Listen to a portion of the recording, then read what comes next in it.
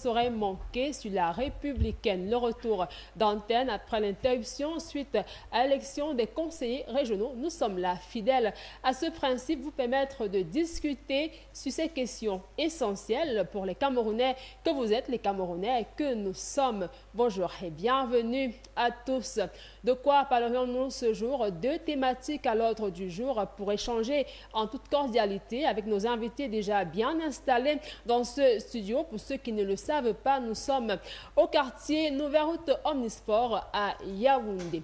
Première thématique, le décès de l'homme politique camerounais Anissé Ekané. Il est décédé dans des conditions qu'on aimerait bien comprendre, d'où l'enquête prescrite par le président de la République, son excellence Paul Biya, pour savoir exactement ce qu'il en est de ce côté-là. Parce que nous le rappelons quand même, il était en détention du côté du CED, ici à Yaoundé. On pourra toucher quelques mots à propos, mais déjà présenter nos mots de condoléances à toutes ces familles, familles biologiques, familles politiques.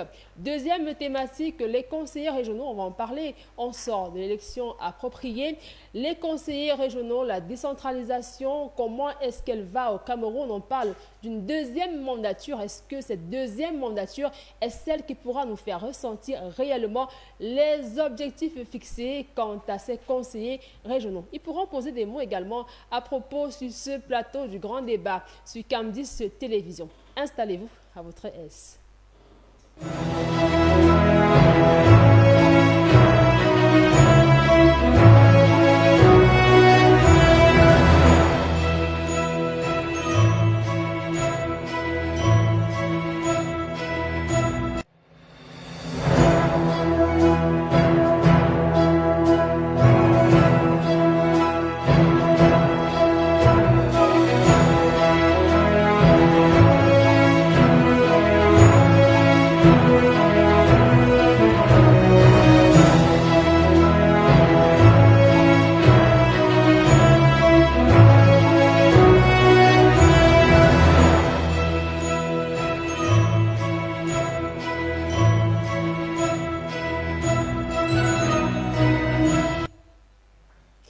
Voilà, nous sommes bien là sur ce plateau avec nos invités, non de masse, mais de qualité, qui nous font encore confiance pour cette sortie du grand débat sur Cam10 Télévision. Permettez-moi donc de vous présenter ces visages-là. On l'appelle communément patriarche. Il est des nôtres ce matin, activateur politique, homme à plusieurs casquettes. François Bikoro, bonjour et bienvenue. Bonjour, vous avez surtout le bonjour des villageois d'Ambigliki qui ont appris que vous allez sur ce plateau aujourd'hui vous épanouir sur le vœu le plus absolu des gens qui ne vivent pas la ville, à savoir la décentralisation. Ils m'ont dit de vous rassurer qu'ils sont prêts à travailler pour qu'une fois que cette décentralisation sera enfin effective, qu'ils puissent participer aussi à l'œuvre de construction nationale de notre pays. Ils vous ont transmis aussi le vœu de paix, de stabilité et de sécurité que le Cameroun a retrouvé depuis la fin des élections du 12 octobre 2025. Ils ont surtout dit que je vous transmette aussi à vous, leurs filles, les vœux de bonheur, de prospérité pour l'année 2026, parce que la 2025 nous a montré de toutes les couleurs. Je salue vos téléspectateurs. Merci à vous d'être sur ce plateau, d'avoir répondu présent à cette invitation. Autre invité que nous avons sur ce plateau, Justin Zambo, qui nous vient de la formation politique Manidem. Bonjour et bienvenue. Bonjour, bonjour à tout le monde. Bonjour Muriel, bonjour à mes grands frères ici et ma tata. Bonjour aux téléspectateurs qui nous regardent à la maison. Je suis heureux aujourd'hui d'être à nouveau là après la légère pause de communication qui concerne le Manidem. Suite au décès du camarade président Ekané, nous avons jugé utile de recommencer à communiquer et de demander à ceux qui dirigent ce pays de nous donner la possibilité de nous exprimer et que nous puissions vraiment le faire en toute convivialité, en tout patriotisme et sans la peur au ventre. Donc c'est l'un des messages essentiels que j'ai à passer aussi aujourd'hui. Mais sinon, le président Ekané nous disait souvent qu'on pleure le mort le jour qu'il meurt. Et après, il ne faut pas céder aux émotions. Il faut directement commencer à réfléchir pour que la vie puisse continuer et que le combat continue. Recevez néanmoins nos mots de compassion de la grande équipe Cam10 Télévision. Une liberté d'expression que vous avez toujours eue sur Cam10 Télévision, ça il faut le rappeler quand même. Oui, naturellement, ici, La républicaine. Ça en souffre de rien. Ça en souffre de rien, c'est juste que quand nous avons la possibilité de parler des sujets qui concernent notre pays, nous parlons avec beaucoup d'émotion. Ça peut certes blesser certains parce qu'ils ne nous comprennent pas, mais en réalité, c'est parce que nous voulons faire passer un message que nous avons l'impression qui ne parvient pas normalement tel que nous voulons. Sinon, nous avons fait cela simplement parce que la majorité de nos camarades qui ont continué les passages médias ont reçu beaucoup de menaces. Et à partir de cet instant, on s'est rétracté. Vous savez que si la peur est un sentiment naturel de défense. Si vous commencez à ne pas avoir peur, vous allez vous exposer à quelque chose que vous ne pouvez pas imaginer. Donc à partir du moment où vous sentez que vous êtes peut-être en insécurité, il vaut mieux mettre une pause. Si la communication pose problème, il faut mettre une pause à cela et laisser que le temps passe. Le temps efface beaucoup de choses et le temps règle beaucoup de situations.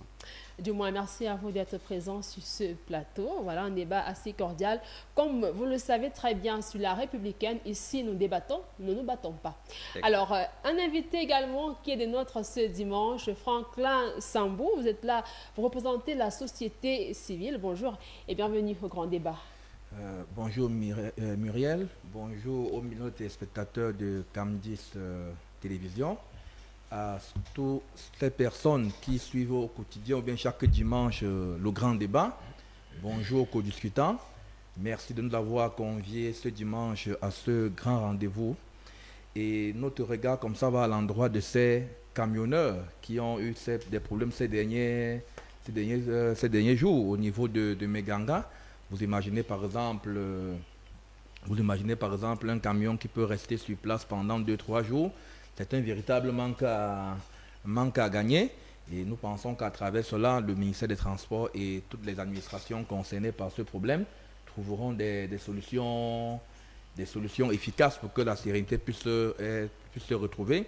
Parce qu'il faut toujours le décrier. Quand nous pouvons nous rendre compte que peut-être de Koussiri à Douala, on listait à moins 94 postes de contrôle. Je crois que c'est pas embêtant. Il faudrait que ces administrations prennent des mesures fortes. Parce que si nous saluons par exemple les mesures qui ont été prises il y a 2 semaines par le ministre des Transports concernant la prévention routière. Vous voyez, dans des mesures comme ça aussi, par le délégué général de la Sécurité nationale, pas de cette, sur les lieux. Donc il faudrait vraiment que des mesures comme ça soient prises fortement pour que les camionneurs puissent rentrer, non seulement les camionneurs, les transporteurs, tous ceux-là qui tous les jours se déplacent là. Donc, mais ce qu'il y a fait, il faut dire saluer.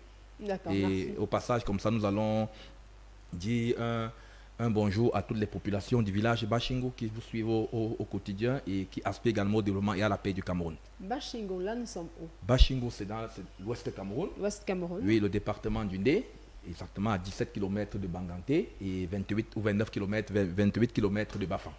Merci pour les précisions. Oui. Sur ce plateau également, nous sommes en compagnie de Daouda Gombo. Vous êtes avocat. Bonjour et bienvenue au grand débat.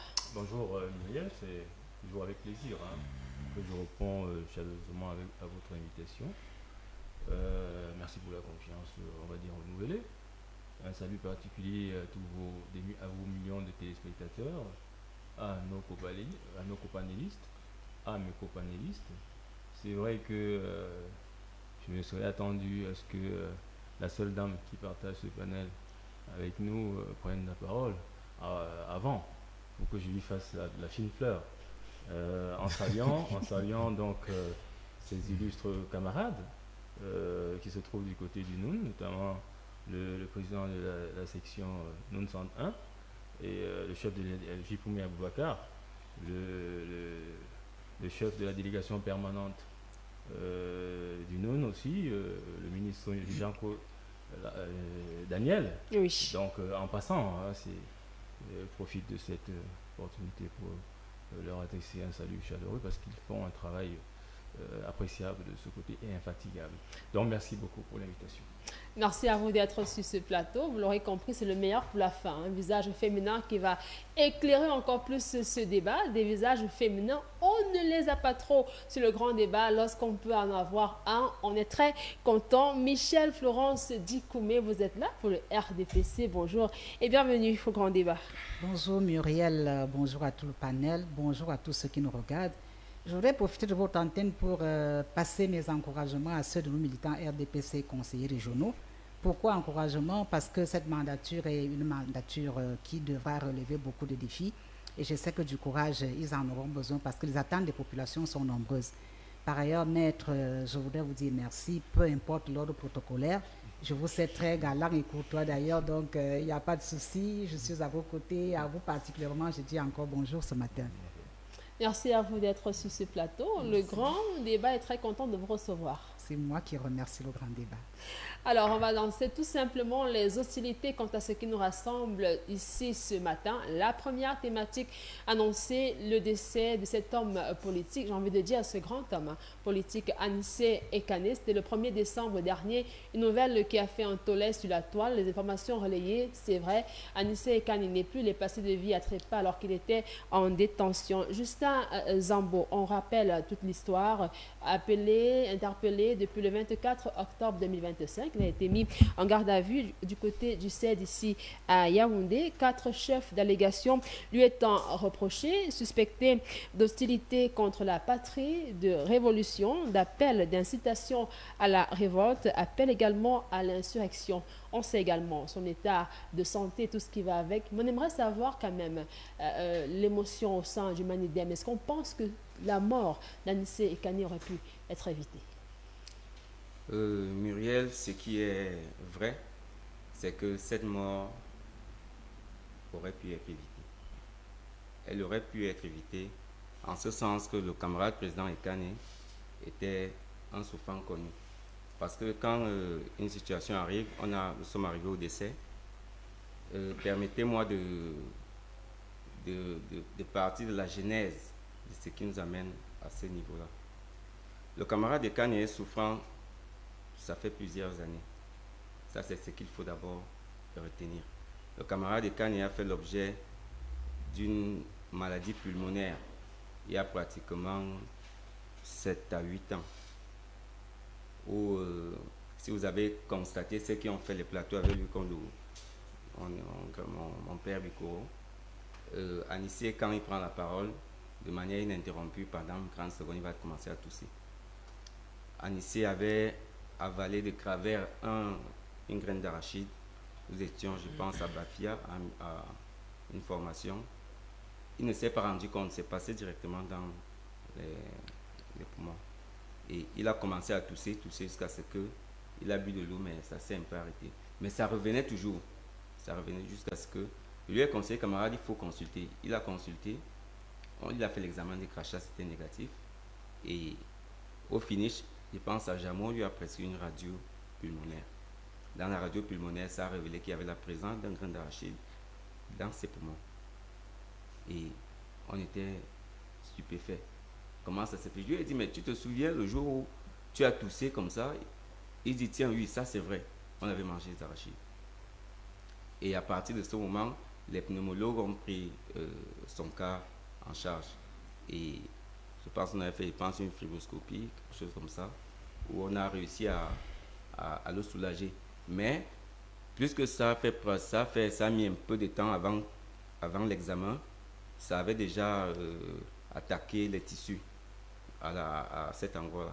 Pour aller plus vite, il a commencé avec ses problèmes pulmonaires-là depuis longtemps, mais ça a été pallié. Mais les séquelles sont restées. Oui. Ce qui fait que quand l'avènement du Covid survient, il est contaminé. Et vous savez que la cible du Covid, c'est la zone pulmonaire et notre sphère ORL. Et effectivement, il a fait ce Covid qui lui a fourvoyé franchement. Il a pris il a été sous traitement et puis il a finalement guéri.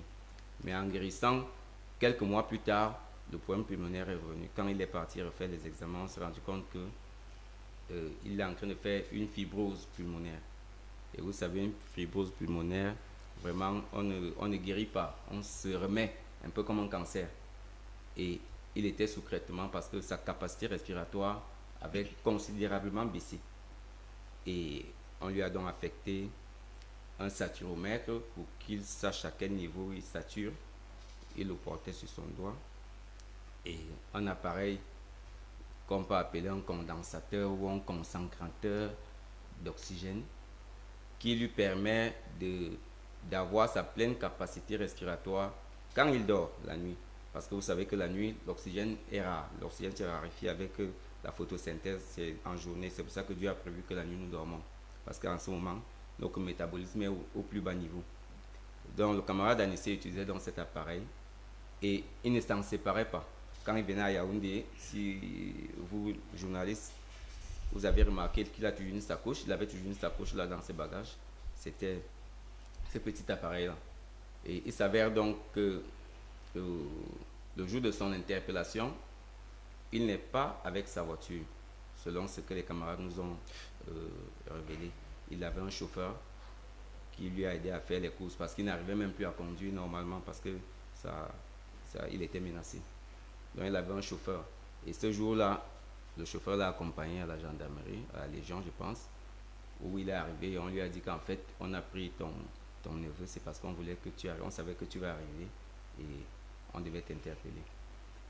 Je tiens déjà à souligner que le camarade président Anissé était quelqu'un de très courageux. Il n'était pas du genre à fuir. Vraiment, s'il fallait demander à Anissé, prends l'avion, sors du Cameroun pour qu'on ne t'arrête pas, il allait vous dire donc que ça ne sert à rien. Nous, on a appelé ça au parti la précaution inutile. Parce que avoir les chefs d'accusation qui sont posés sur la tête du camarade, oui, avoir ces chefs d'accusation, ça nous fait froid au dos. Ça veut dire que nos compatriotes qui sont au pouvoir ne nous ont pas compris. Ils ne nous ont vraiment pas compris. Et ça veut dire que moi qui vous parle, je suis aussi un terroriste. Puisque si Anissé est inculpé et je suis à la direction du parti, ça veut dire que je suis aussi un complice. Ça nous a fait froid au dos. Et je vous assure, le camarade Anissé, en aucun cas, ne pouvait sortir du combat politique. Et ça, personne ne peut le nier. Il était un fin politicien, un fin stratège et un bon négociateur. Donc, le camarade a donc été interpellé à Douala, il a été conduit par là. Il a été conduit au CED dans les conditions que nous n'avons pas su parce que nous avons fait 2 jours à chercher dans les brigades de Douala, commissariat, et au finish, on s'est rendu à 48 heures qu'il est au CED. Quand il est au CED, la première question, parce que je suis un professionnel de la santé et je connaissais sa situation, je l'aidais dans les couloirs des hôpitaux ici à Yaoundé, dans les cliniques, et parfois pour faire certains soins quand le pneumologue est loin. Et dès qu'on a appris qu'il est à Yaoundé, la première des choses qui est venue à mon esprit, est-ce qu'il a son appareil avec lui? On a passé pratiquement plusieurs heures au niveau du forum pour interpeller et chercher à savoir, jusqu'à ce qu'on s'est rendu compte que, puisqu'on n'avait même pas accès à lui, les premiers jours de l'interpellation, on n'avait pas accès. Et on s'est rendu compte qu'il n'avait pas cet appareil. Ce jour-là, j'ai dit, le camarade est sur le chemin du non-retour. Parce que pour quelqu'un qui a une capacité respiratoire réduite et qui a déjà passé plusieurs jours sans cet appareil, ça veut dire que toutes les nuits, le niveau de capacité, la capacité est en train de baisser. Et une fois que nous avons constaté cela, on a immédiatement interpellé les autorités. On a interpellé qui de droit pour que l'appareil puisse lui être remis dans l'urgence, à défaut de le transférer au CHU que nous avons sollicité parce que nous savons que c'est là-bas qu'il était suivi. Un appareil qui leur a été remis, mais il a demandé de l'expertise. Il a demandé. L'appareil est arrivé à 4 jours de son décès, Muriel. C'est arrivé à 4 jours. Je vous assure, le camarade Anissé c'était un homme robuste. Parce que pour un homme ordinaire, je vous assure, il aurait succombé en 1 semaine. Il aurait succombé en 1 semaine. D'accord. Donc, vous évoquez une pseudo-négligence. Oui, c'est quelque chose qui ça n'aurait pas dû arriver. D'accord. Justin Zambou, on vous aura compris. Florence Michel Dikoumé, c'est vrai. On reconnaît aussi que Anissé Ekani était suivi sur le plan sanitaire au centre médical militaire de la gendarmerie. Donc, ne serait-il pas trop aisé de parler de négligence quand même? Je vais déjà présenter mes regrets propres, les regrets du parti que je représente sur ce plateau pour le départ, n'est-ce pas, de M. Anissé Georges Kane. On se sera attendu à tout sauf à ça parce que, bon, à ce qu'il nous est revenu, selon les notes qui nous sont parvenues venant, n'est-ce pas, des plus hautes autorités, il était pris en charge à l'hôpital militaire. Et dans cette prise en charge, pour quelqu'un de cet acabit et qui avait une maladie aussi vicieuse, on ne pouvait pas se permettre de ne pas lui donner un masque respiratoire. Ce serait même un assassinat pur et simple. Mais je crois que d'après les investigations, on lui aurait remis cela. Comme vous dites, il avait demandé une expertise. C'est une affaire assez compliquée dans la mesure où l'homme même n'était pas facile. C'était un monsieur qui avait ses exigences et qui était toujours carré dans sa façon de faire et propre à ses propres principes. Donc, M. Ekane n'était pas un monsieur que vous aurez pu manipuler n'importe comment. Quand il avait une idée, il la portait jusqu'au bout. Donc, nous sommes désolés que cela se soit passé de cette façon-là.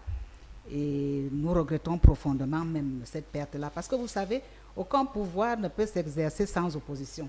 L'opposition, généralement, est là pour recadrer, n'est-ce pas, les travers du pouvoir en place.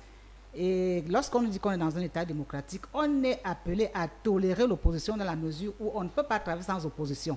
C'est l'opposition qui pousse, qui bouscule souvent, qui donne une certaine niaque aux autorités publiques de pouvoir améliorer ce qu'ils font. C'est les autorités qui ont le sifflet, l'opposition qui a généralement le sifflet. Vous vous dire, oh là, il y a débordement à tel endroit et tout. Vous savez, on ne peut pas être juge et parti. Donc, on a toujours besoin de cette opposition. Monsieur Anissé s'est illustré comme étant un résistant de première heure. C'est vrai, nous étions très petits dans les années 90, lorsque tout ça a commencé, on ne comprenait pas très bien ce qui se passait, qu'est-ce qui incarnait sa lutte. Mais à la fin, bon, avec le temps, on a compris quelles étaient les motivations de l'homme.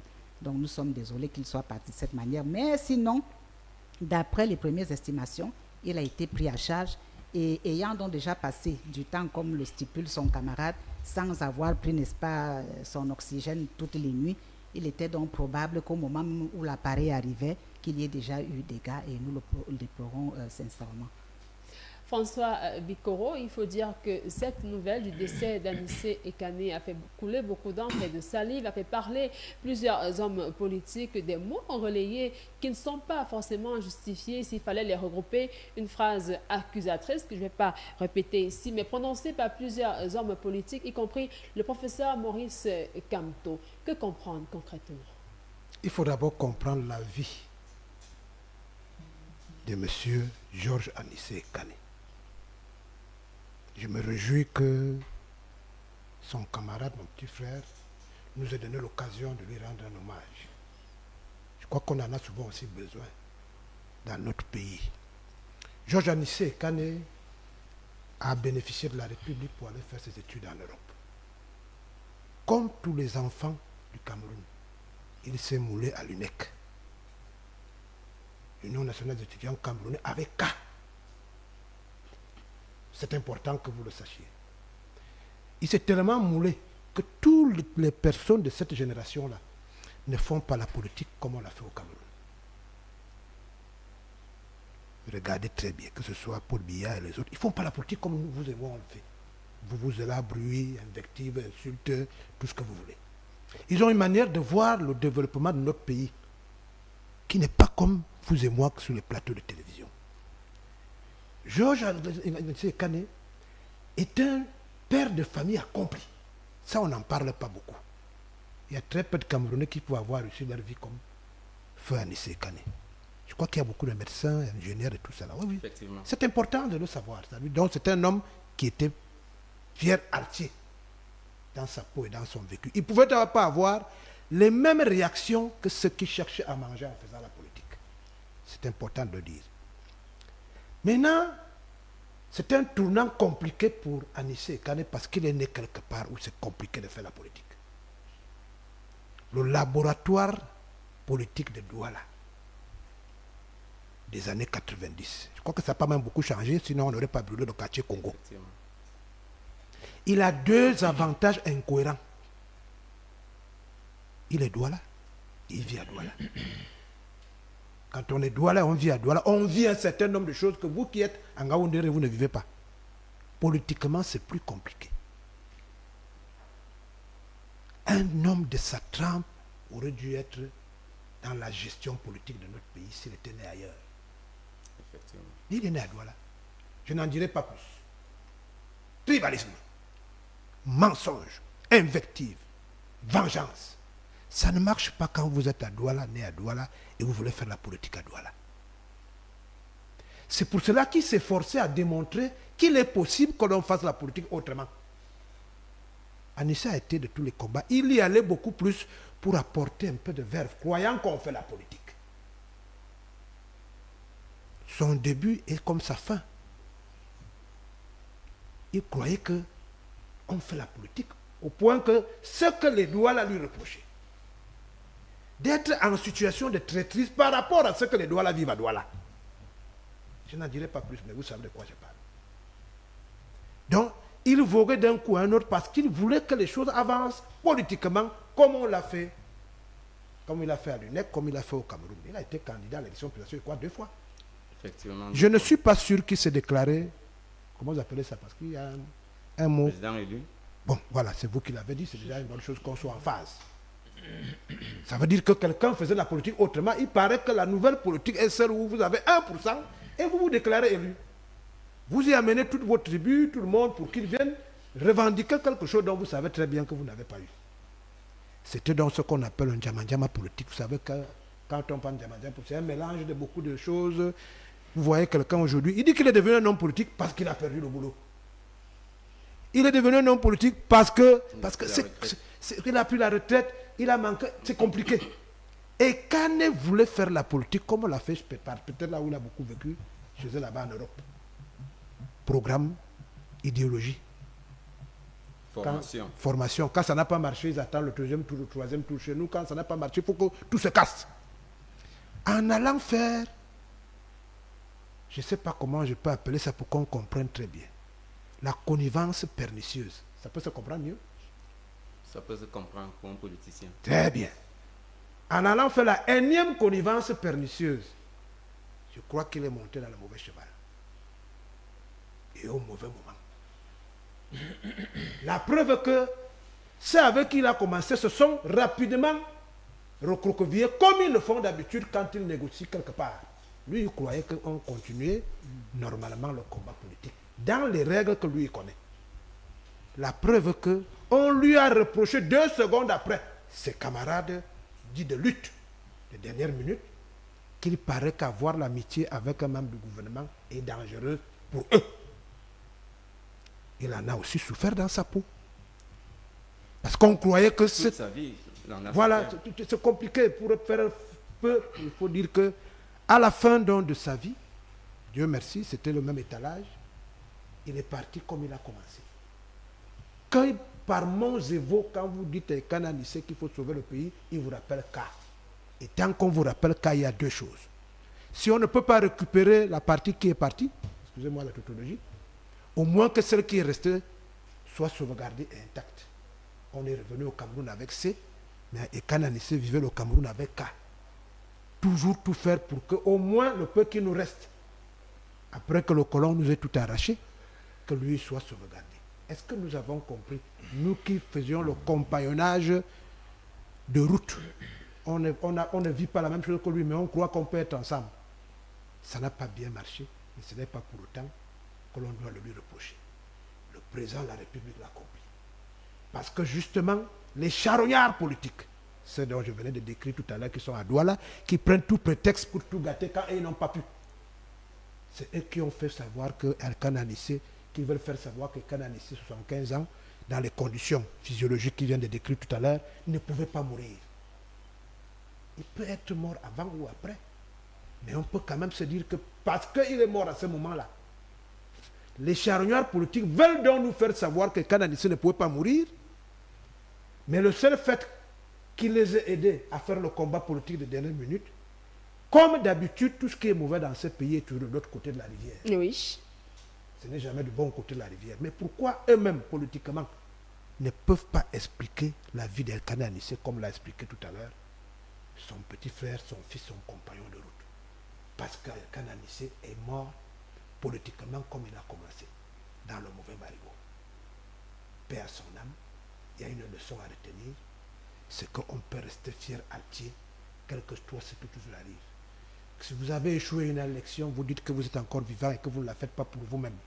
Vous la faites pour la postérité, la preuve. Et quand Anissé est en face de nous, il vit avec nous. Mais il y a d'autres qui ont dit que quand ils ne peuvent pas gagner, il vaut mieux brûler le pays, casser le pays. On pouvait le reprocher à Kananissé s'il n'avait pas été un homme politique qui a posé les mêmes actes avant le dernier acte. On pouvait dire qu'il voulait qu'on casse le pays, qu'on brûle le pays.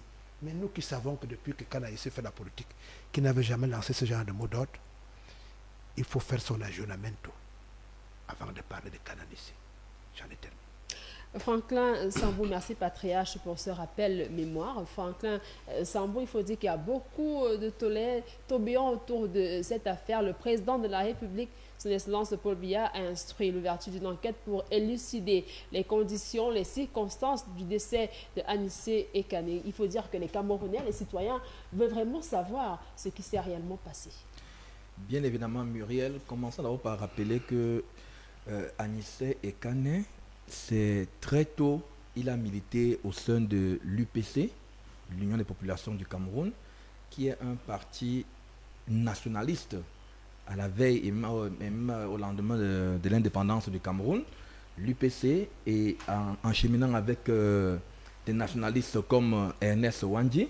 On doit se rendre compte que son mouvement ou alors son attachement pour la démocratie, son attachement pour l'indépendance, ça l'a caractérisé depuis les années 71, 72 jusqu'en 90 même, où il prône encore la démocratie, les mouvements de 90 où il se retrouve en prison. Il avait été emprisonné pour 4 ans, mais heureusement il a bénéficié d'une grâce présidentielle, parce qu'il a bénéficié d'une grâce présidentielle. Et après, si aujourd'hui il se retrouve dans cette situation, je ne parlerai plus des conditions de détention ou alors les produits, son aspirateur et tout ça. Si le président de la République prescrit une enquête, ça veut dire que quelque part, il y a des choses qui n'ont pas marché. Quelque part, il y a des points d'ombre. Et comme il y a des points d'ombre, il faut élucider. Il faudrait bien que les Camerounais, il faudrait bien que l'opinion nationale et internationale puisse comprendre réellement ce qui n'a pas marché. Parce que si nous disons, même ceux qui sont souvent atteints de l'asthme, ceux qui ont souvent de l'asthme là, ils ont ce produit là, de la ventoline là qu'ils utilisent. Imaginez quelqu'un là qui est dans une crise d'asthme et à l'instant on ne lui remet pas la ventoline. Le temps perdu là peut être fatal pour cette personne. Donc, le président de la République, il est important parce que le décès d'Anissé Ekane soulève encore quelque peu les tensions post-électorales. Parce qu'en réalité, nous sommes à un moment où, lors de son discours d'investiture, il a dit la paix va régner. Et nous avons pu on a pu le remarquer, la paix règne, la paix règne. Maintenant, avec le décès d'Anissé Ekane, ça fait que la population se pose encore des questions. On l'a arrêté le 24 octobre, qui était 3 jours avant la publication des résultats, qui était le 27 octobre, où les 2 jours là étaient un peu ambiants dans notre pays. Le discours d'investiture a permis encore que la paix puisse se retrouver. Maintenant, avec son décès, ça vient encore remettre dans le président de la République. Ce n'est que normal qu'il prescrive une enquête attentive. Et nous espérons qu'au terme de l'enquête, qu'on prescrit l'enquête, c'est vrai, mais qu'on ait le résultat de l'enquête, qu'on puisse nous dire, oui, après l'enquête prescrite par le président de la République, voilà les éléments qui ont été faits, et qu'on profite même à travers le décès d'Anissé Ekane pour comprendre les conditions de détention au Cameroun. Parce que Anissé Ekane, oui, il est décédé en prison, le professeur Gervais Mendoza est décédé en prison. Ce sont des personnalités connues, des gens qu'on connaît sur la scène. Mais il y a Monsieur Lambda qui est en prison, on ne le connaît pas, qui décède tous les jours. Il y a X, il y a Y, il y a Z, ils sont nombreux. Donc c'est l'occasion de réfléchir, de remettre à jour ces conditions de détention. Mais saluons quand même cette œuvre d'Anissé Ekane, parce que il n'a pas été quelque part égoïste, il n'a pas été opportuniste, Parce qu'à un moment donné, le fait d'accepter de ne pas se porter candidat sur la bannière du Manidem, laissons, quel que soit le jeu politique qui s'est passé entre le Manidem et le MRC, laissons, mais accepter de le faire, de passer ça pour le candidat malheureusement qui n'a pas été le cas, c'est déjà une preuve de quelqu'un qui aspirait au changement, de quelqu'un qui voulait que le Cameroun soit conçu autrement. Il faut déjà, à travers cela, il peut être considéré comme un nationaliste. J'aimerais qu'on se comprenne un peu. Il peut être considéré comme un nationaliste. Maintenant, si on prend le cas, parce que même prescrit... Et vous chutez par là. Oui, prescrit une enquête pour quelqu'un qui décédait en prison dans des conditions post-électorales et en détention, tout prescrit. Si on termine dans ce sens, il peut être considéré comme un héros. Ce n'est pas pour contredire les propos du ministre de l'administration territoriale il y a quelques jours dans une vidéo qui a fait le tour. Mais il faut savoir que Anissé Kane reste un homme politique de ces 35 dernières années, entre 90 et 2025.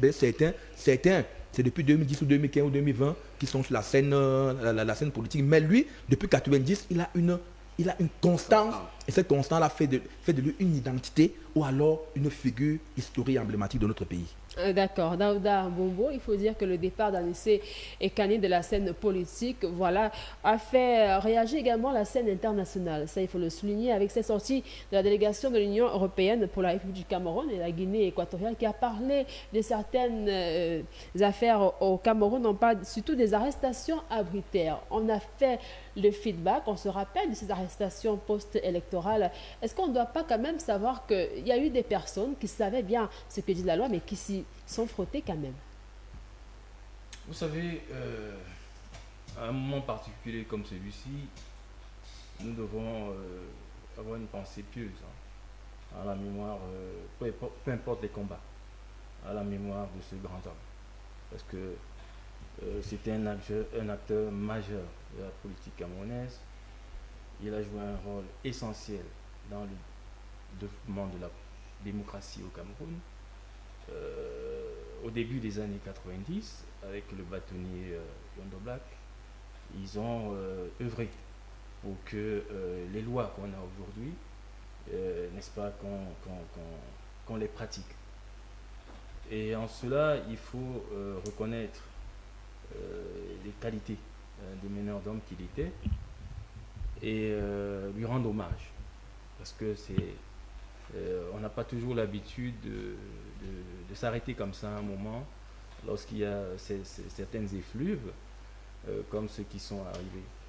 Aujourd'hui, c'est l'opinion internationale et nationale qui s'en émeut.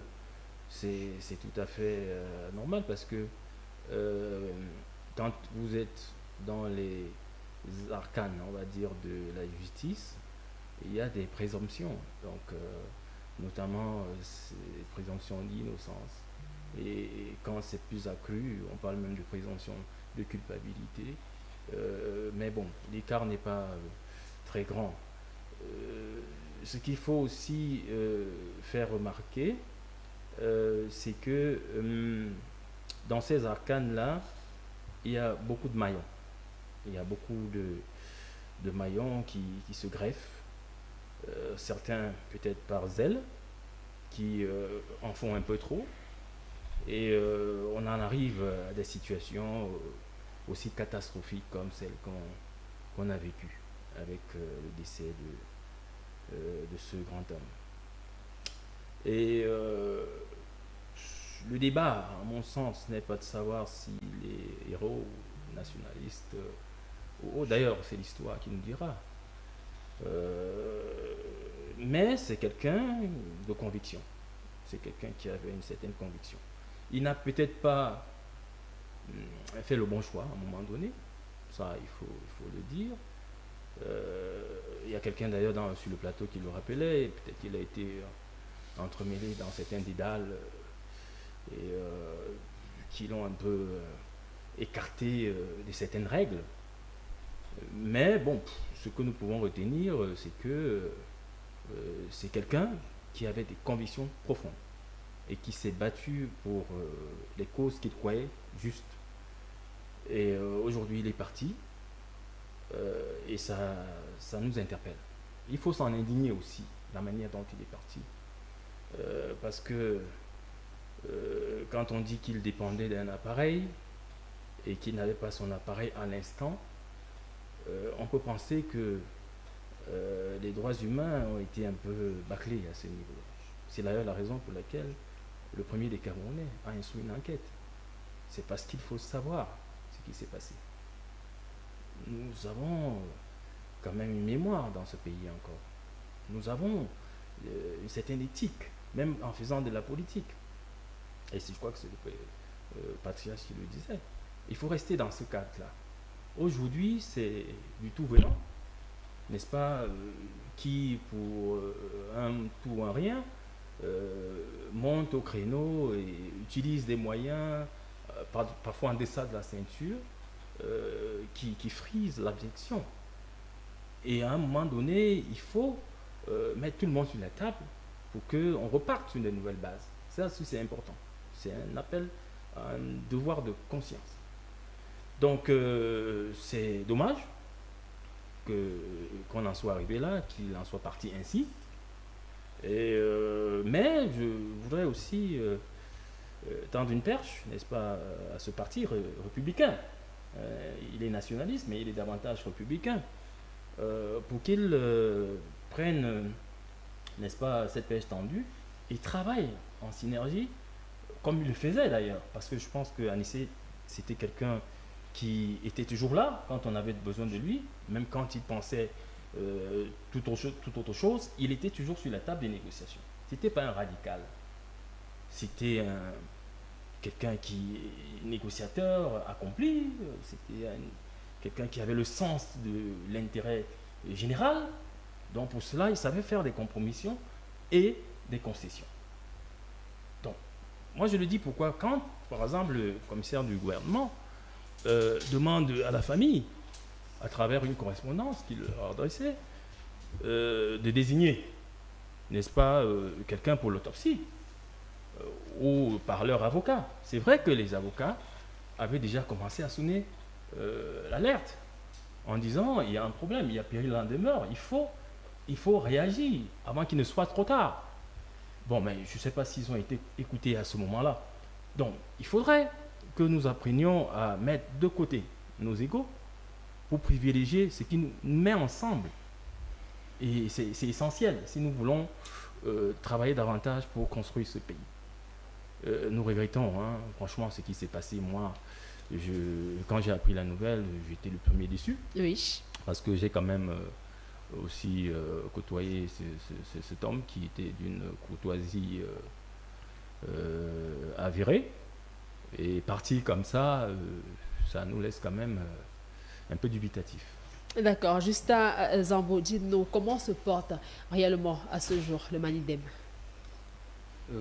À ce jour, le Manidem est encore... nous sommes encore sous le choc de la disparition brutale. Bon, elle n'était pas brutale, c'était déjà attendu. Nous étions préparés que le camarade peut partir. D'ailleurs, ces derniers jours de vie, nous avions entrepris de le contacter pour qu'on puisse savoir, ne serait-ce qu'un échange, mais nous n'avons pas eu l'occasion. Le camarade Anissé n'avait pas la possibilité d'avoir un bout de papier, n'avait pas la possibilité d'avoir un stylo, même pour envoyer une autre partie pour donner peut-être une orientation. Heureusement que le Manidem est un parti qui fonctionne avec l'intellect collectif et la concertation. Et la voix d'un leader ne prime pas au Manidem, c'est la voix de la concertation qui prime au Manidem. Ce qui fait que même si le président n'était pas là, on pouvait se réunir et puis décider, donner des orientations et puis mener des réflexions. Maintenant, dans ma première prise de parole, pour venir sur la prescription de l'enquête du chef de l'État, nous au Manidem, je vous donne le sentiment que nous avons au Manidem.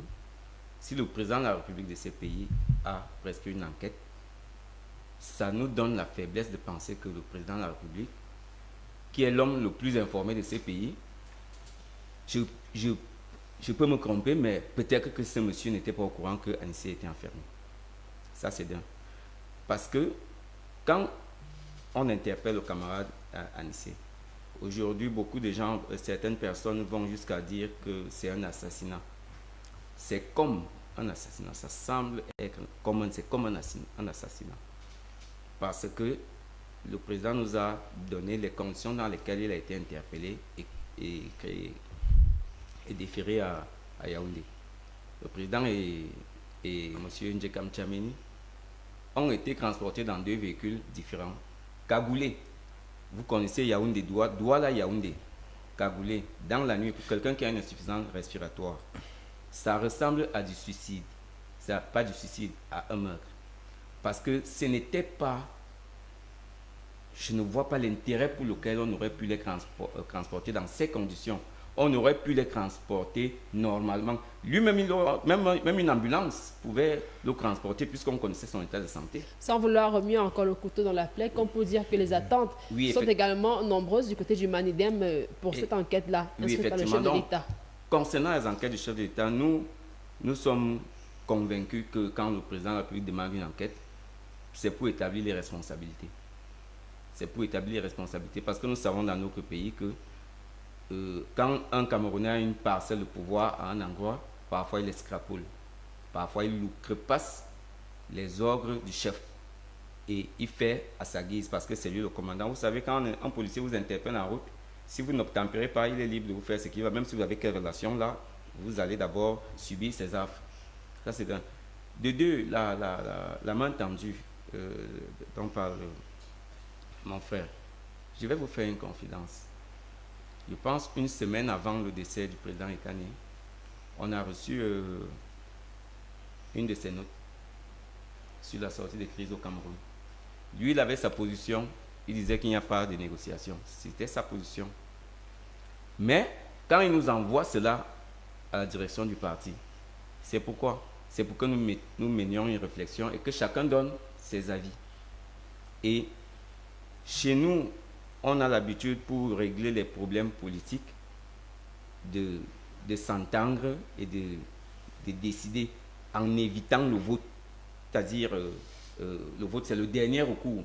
Parce que quand il y a consensus, le consensus vaut mieux qu'aller. Parce que si on va en vote, la majorité parfois se trompe souvent. La majorité peut se tromper. Et ça, nous avons tous nos regards, tous nos intérêts sont orientés vers le président de la République pour qu'on ait cette fois-ci les conclusions d'une enquête qui seront fiables. Parce que quand une enquête, les résultats sont fiables, tout le monde sait que c'est fiable. D'accord. François Bikoro, enquête instruite par le chef de l'État, des responsabilités à établir. Je voudrais me réjouir déjà de la posture de celui qui aura la responsabilité demain de nous rassurer que Kananissé faisait le bon combat et la bonne politique. Si vous surfez sur les charognards, vous aurez tué et Kananissé une énième fois. En ayant le syllogisme langagier des charognards, vous tuez Ekane dans le subconscient des Camerounais qui, eux, ils savent qui était Kananissé. Le chef de l'État n'est pas dupe. Parce qu'il savait très bien que ceux qui ont l'habitude d'accentuer le tribalisme à des fins politiques, la désinformation, l'intoxication de la masse, incapables d'expliquer leur échec, allaient surfer sur la disparition du sieur Ekane. Le chef de l'État le savait. Parce que ça n'a même pas pris 3 secondes. La preuve qu'il a sauvé 2 familles politiques qui ne lui ont pas rendu visite. J'ai vu que je veux parler trop loin. Moi, je ne vis pas à Douala, donc je ne peux pas mourir comme Ekane est mort. Il a sauvé 2 familles politiques qui ne sont arrivées que le jour où on a déclaré qu'il est mort. Il faut en tenir compte. Ne les aidez pas à continuer à vivre politiquement en utilisant le cadavre de, excusez-moi l'expression, de M. Kananissé. Vous devez avoir un comportement qui rassurera les Camerounais parce que cette enquête est conséquentielle de la manipulation de l'opinion dont peuvent être acteurs ou auteurs certaines personnes dont je ne voudrais pas citer ici politiquement. La communauté internationale a toujours été complice d'un certain nombre d'actes dans ce qui concerne nos pays et prosaïquement le Cameroun. Notre façon de communiquer sur le Cameroun, à l'intérieur comme à l'extérieur du pays, peuvent amener ceux qui regardent le Cameroun d'avoir un regard biaisé. Et si on le laisse perdurer dans l'opinion, ça va aller dans tous les sens. Il faut donc rassurer les uns les autres. Moi, je connais bien la gendarmerie. Je la connais même un peu trop, puisque j'ai séjourné dans la région à certains moments de ma vie. On me donnait à manger. L'un est encore vivant, je crois que c'est le colonel Bankui. Lui me donnait à manger. Donc je ne peux pas venir sur un plateau dire que la gendarmerie avait un intérêt à assassiner quelqu'un qui ne comprenait pas. C'était les affaires politiques. Mais le président veut à tout prix qu'on évacue ces zones d'ombre. Pour la communauté internationale, qui est aussi complice d'un certain nombre de choses chez nous, on ne peut pas aller plus loin. Les acteurs politiques rendent visite à des gens. On n'en viendrait pas beaucoup là-dedans.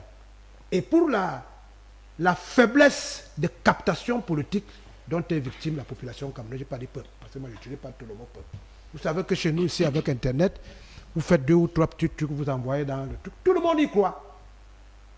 À quel moment on aura le temps de leur dire que l'intelligence artificielle est déjà arrivée?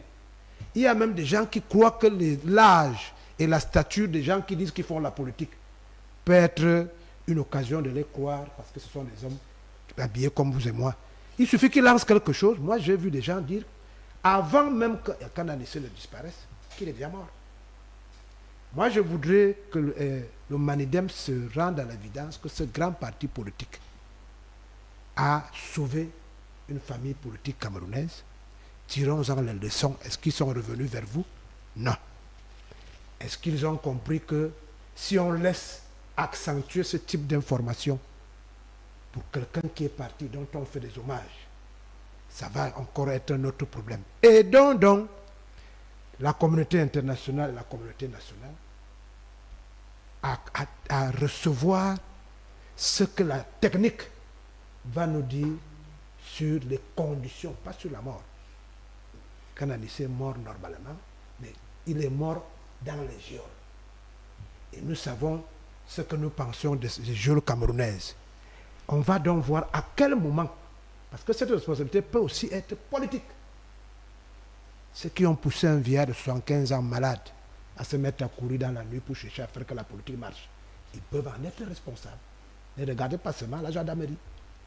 Ceux qui l'ont abandonné après qu'ils aient fait leur coup, ils croyaient qu'ils étaient encore derrière lui, peuvent être responsables. Nous autres aussi, parce que ça peut nous arriver demain, notre manière de voir ces choses-là peut aussi nous amener à la responsabilité. C'est pourquoi moi j'ai dit, je préfère rester à ce qui était positif. Le Manidem est un grand parti politique, personne n'a fait avoir autant de voix que le Manidem à une élection présidentielle, dans un concubinage avec ses frères. Il faut positiver ça. J'ai travaillé avec Kananissé dans les années 90. Je suis avec des gens qui ont travaillé au Manidem, qui sont politiquement forts. Je peux citer des noms ici, qui ont travaillé avec moi dans le sphère du panafricanisme. C'est une école. Ouvrez l'école. Laissez les gens gazouiller dans la rue. Continuez avec l'école. Laissez-les gazouiller dans la rue, ils savent ce qu'ils veulent faire. Continuez à former les Camerounais pour qu'ils soient des Kananissés de demain.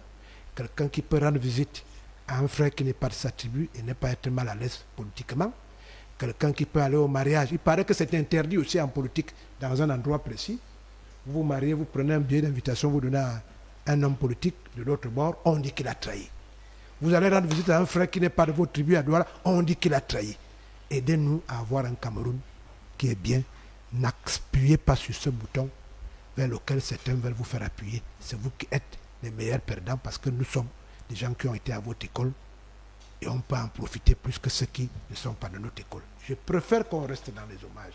Le chef de l'État ne va pas appuyer sur la gâchette, il veut évacuer les zones d'ombre dont nous sommes spécialisés dans notre pays chaque fois qu'il y a une situation. C'est ce que moi je retiens. Laurence Michel Dikoumé, on peut saluer ici quand même la réactivité du chef de l'État. Il faut dire que information immédiatement su, immédiatement annonce de l'enquête instruite par le chef de l'État. Oui, c'est quelque chose déjà qui réjouit, c'est une attitude à saluer. Qui dit enquête demande recherche la vérité, qui veut chercher la vérité établit les responsabilités. Et c'est très important qu'on sache concrètement ce qui s'est passé. Il ne faudrait pas toujours qu'on ait l'impression que nous vivons dans un état d'impunité où certains peuvent faire ce qu'ils veulent à d'autres. Non, quand nous sommes au Cameroun, notre constitution stipule que nous sommes tous égaux. Nous sommes citoyens camerounais, nous sommes tous égaux, que ce soit les lois, que que ce soit le règlement, il s'applique à tous. Mais aussi ce que je voudrais dire quelque part à mes frères qui militent dans l'opposition, c'est de savoir choisir leur combat. L'opposition a trop de problèmes dans notre pays parce que justement, les combats ne sont pas orientés. Nous avons un aîné sur le plateau qui nous a fait part, n'est-ce pas, du combat de l'UNEC, des étudiants camerounais en Hexagone. Leur combat était orienté contre les mécanismes de la Franc-Afrique qui tenaient à tenir nos États toujours en bride. Une indépendance donnée qui n'était qu'un leurre, une indépendance donnée qui n'avait pas de véritable raison. Jusqu'à aujourd'hui, nous vivons des souffrances à cause de ce que ces indépendances tronquées qui sont parties avec les domaines de souveraineté des pays colonisés nous tiennent toujours en bride par rapport à des mécanismes savamment mis en place.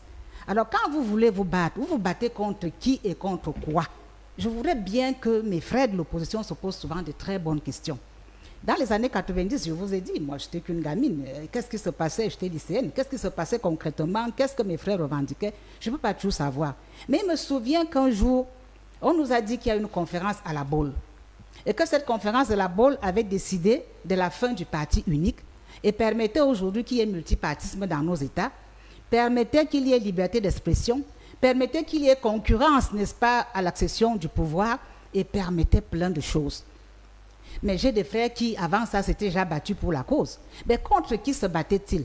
Contre l'ancienne puissance colonisatrice ou contre le pouvoir en place, qui lui-même souvent est embrigadé. À cette époque, était véritablement embrigadé, ne réfléchissait pas par lui-même. Et même lorsqu'il le voulait, il y avait tellement de contorsions auxquelles il fallait se livrer pour pouvoir trouver des solutions idoines à nos situations que ce n'était pas tout facile pour eux de trouver, n'est-ce pas, l'aiguille dans la botte de foin. Alors on se battait contre qui? J'ai souvent comme l'impression que mes frères de l'opposition se trompent de cible. Ils se trompent de combat. Lorsque ces gens permettent enfin qu'il y ait le multipartisme que l'opposition réclamait à corps et à cri, est-ce que c'était pour faire plaisir aux États africains comme nous étions? Moi, je pense que non.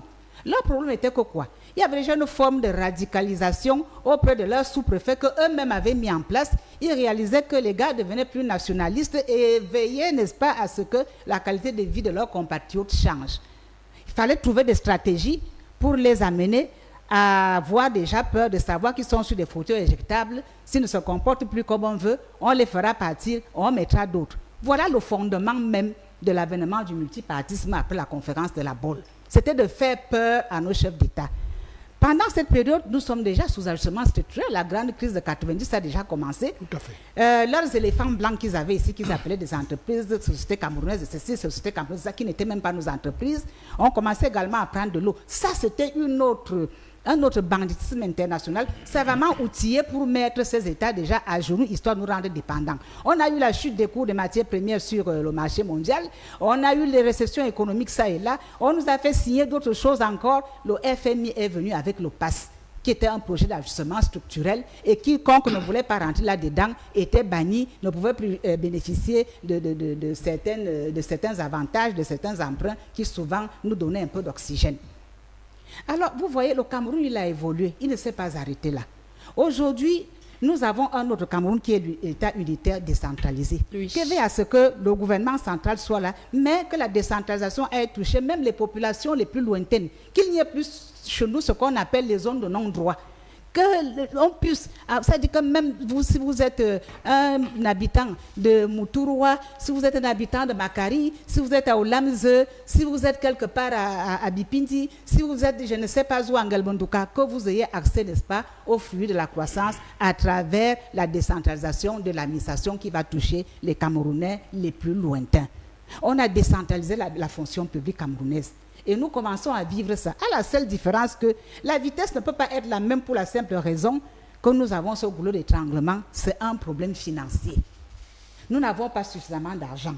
Nous sommes un État à revenu intermédiaire pour enjoliver la situation. Nous ne pouvons pas tout faire tout ce que nous voulons parce que nous sommes embrigadés entre deux grands conflits. On a une crise sanitaire qui nous a secoués ici. Il fallait donner ci, il fallait donner ça. Et souvent, on vous dit, lorsque l'aide internationale arrive, cette aide-là n'est pas gratuite. On nous a donné les kits sanitaires, on nous a donné ceci. Non, ce sont des choses que nous remboursons d'une façon ou d'une autre. Oui, comme pour dire quoi? Lorsque vous vous battez, battez-vous contre l'ennemi que nous avons, celui qui tient toujours à nous embrigader d'une façon ou d'une autre. À travers quoi? C'est pas en prenant les armes, des idées novatrices que vous pouvez injecter au sein du gouvernement, au sein des caisses d'ajustation, dans vos programmes politiques. Mettons-nous ensemble pour faire faillite, n'est-ce pas, à l'oppresseur. C'est de ça qu'il s'agit. Mais j'ai comme l'impression que les combats, parfois, que certains même sont des combats d'hommes. La tête de Paul Biya ne nous plaît plus, Paul Biya Mosgo, tout le monde se jette dans la rue. Il y a quelqu'un qui se présente au présidentiel, même lorsque le bilan n'est pas élogieux, alors bon, il y a une petite démarcation. Non, tout de suite, il a gagné les élections, ça devient la débandade partout, on crie dans tous les sens, on casse, on brûle. Nous sommes déjà pauvres. Quand vous brûlez les mairies, vous brûlez les infrastructures publiques, vous brûlez tel, c'est pour reconstruire quand et avec quoi, pendant qu'on se bat. C'est pourquoi à l'antenne ici, je souhaitais beaucoup de courage à ceux de nos camarades régionaux, parce que vraiment, ils ont du pain sur la planche. Il y a une reconstruction accrue, les populations en attente. Alors, quand vous choisissez dans le mauvais combat, ce qui est certain, vous aurez des mauvais alliés politiques, qui souvent sont animés par d'autres idées, mais usent de votre magnanimité à vous, usent, n'est-ce pas, de votre audience à vous, pour chercher des lignes de démarcation, et au finish, c'est vous qui en pâtissez pendant qu'ils se la coulent douce. J'en ai terminé.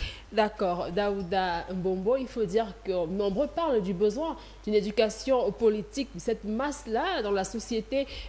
Quel est votre regard? Oui, mais ce qu'il faut retenir peut-être, c'est une idée essentielle. C'est qu'il faut garantir au minimum aux Camerounais la paix et la justice. Ça passe par ce genre de gabégie, avec le décès par exemple du président Anissé. Il faut sortir de là avec des résolutions bien affûtées pour que plus jamais ce genre de choses n'arrive. Parce que les gens, quand on regarde ça de l'extérieur, on a l'impression que le Cameroun c'est un no man's land. C'est un pays qui n'est pas gouverné, où l'activité économique est un peu en décalage, et ça ne donne pas envie, hein, en termes d'attractivité, n'est-ce pas, de venir pour, n'est-ce pas, investir dans ce genre d'environnement. Donc, il y a cette peur-là qui anime manifestement chacun de nous, parce que chacun peut y passer. Et il ne faudrait pas que ça arrive à d'autres. C'est ça, moi je pense, ce qu'il faut dire. C'est pas que le problème aujourd'hui du président Anissé, c'est au-delà même de sa personne. C'est le Camerounais, comment il se sent dans son pays, comment il vit certaines réalités dans son pays. Est-ce qu'il a même, n'est-ce pas, de prendre librement certaines décisions pour son pays? Voilà les grandes questions qu'il faille qu'on se pose. Parce quel est le regard? Oui. Parce qu'une fois que c'est biaisé, la question, on s'entremêle, encore on revient, on a très vite oublié qu'il est parti. Et je pense, et je reviens là-dessus, c'est la raison pour laquelle le chef de l'État a prescrit, n'est-ce pas, cette enquête. Et je souhaite que ça aboutisse. Et qu'on ait un rapport, et que la presse fasse écho, et que les Camerounais repartent sur de nouvelles bases. Donc, il faudrait... à un moment donné que nous prenions conscience que nous devons chacun, en ce qui nous concerne, travailler pour son pays. Et quel est dans votre regard du jeu politique au Cameroun? Un jeu politique d'idées ou alors un jeu à gage, à tête de chercheuse? C'est beaucoup plus les intérêts égoïstes, égocentriques. Ce que je dénote malheureusement, parce que à une époque ici, on ne savait pas qui était Bamoun, Douala ou Bamileke. C'est ça qui revient tous les jours. Et c'est dommage. Je pense que la division ne nous aide pas à avancer. Il faut plutôt que nous changions de paradigme pour penser développement autrement. Sinon, on s'enlise davantage. Donc, le regard est assez critique par rapport à la réalité qui est la nôtre. Parce qu'on se pose bien la question de savoir si on avance finalement ou pas. Donc, à un moment donné, dans tous les domaines, hein, il n'y a aucun domaine qui en soit épargné. La justice, c'est encore pire, que je connais. Donc, quand vous n'avez pas le sentiment que en faisant tel ou tel, vous serez entendu, ça gêne un peu. Donc, il faut... Et puis, il ne suffit pas de beaucoup. D'ailleurs, on va parler de le conseil régional. Oui. Et il arrive à dessein. On a des moyens, n'est-ce pas, pour que les choses se fassent mieux. C'est-à-dire rapprocher les administrés de l'administration. c'est-à-dire cette déconcentration géographique ou technique, cette décentralisation technique, ou, on va dire comme ça. Donc c'est bien pensé au départ, mais il faut que ça, avec le transfert donc, comment on appelle ça, le transfert des ressources, que ça puisse suivre, n'est-ce pas, pour que tout le monde se sente impliqué dans ce grand mouvement qui est le nôtre et qui n'est pas de frustrer par ailleurs. D'accord, on en parlera tout à l'heure forcément. Franquin Sambou, votre regard de la scène politique au Cameroun. Bon, par rapport à la scène politique, je dirais d'abord que nous avons eu des personnes détenues qui ont perdu leur vie, comme le journaliste Bibi Gota, de Regretté Mémoire. Il faudrait également des enquêtes également avaient été prescrites à son temps. Et nous pensons que jusqu'à ce jour, il n'y a pas eu un résultat peut-être officiel. Peut-être il y a eu des résultats et la population ne l'a pas eu. Maintenant, que le président Apluga a prescrit pour le président Anissé Kane, nous saluons cela. Et il faudrait bien que le résultat de cette enquête soit présenté. Comme on a instruit, il faudrait également qu'après la population ait l'information.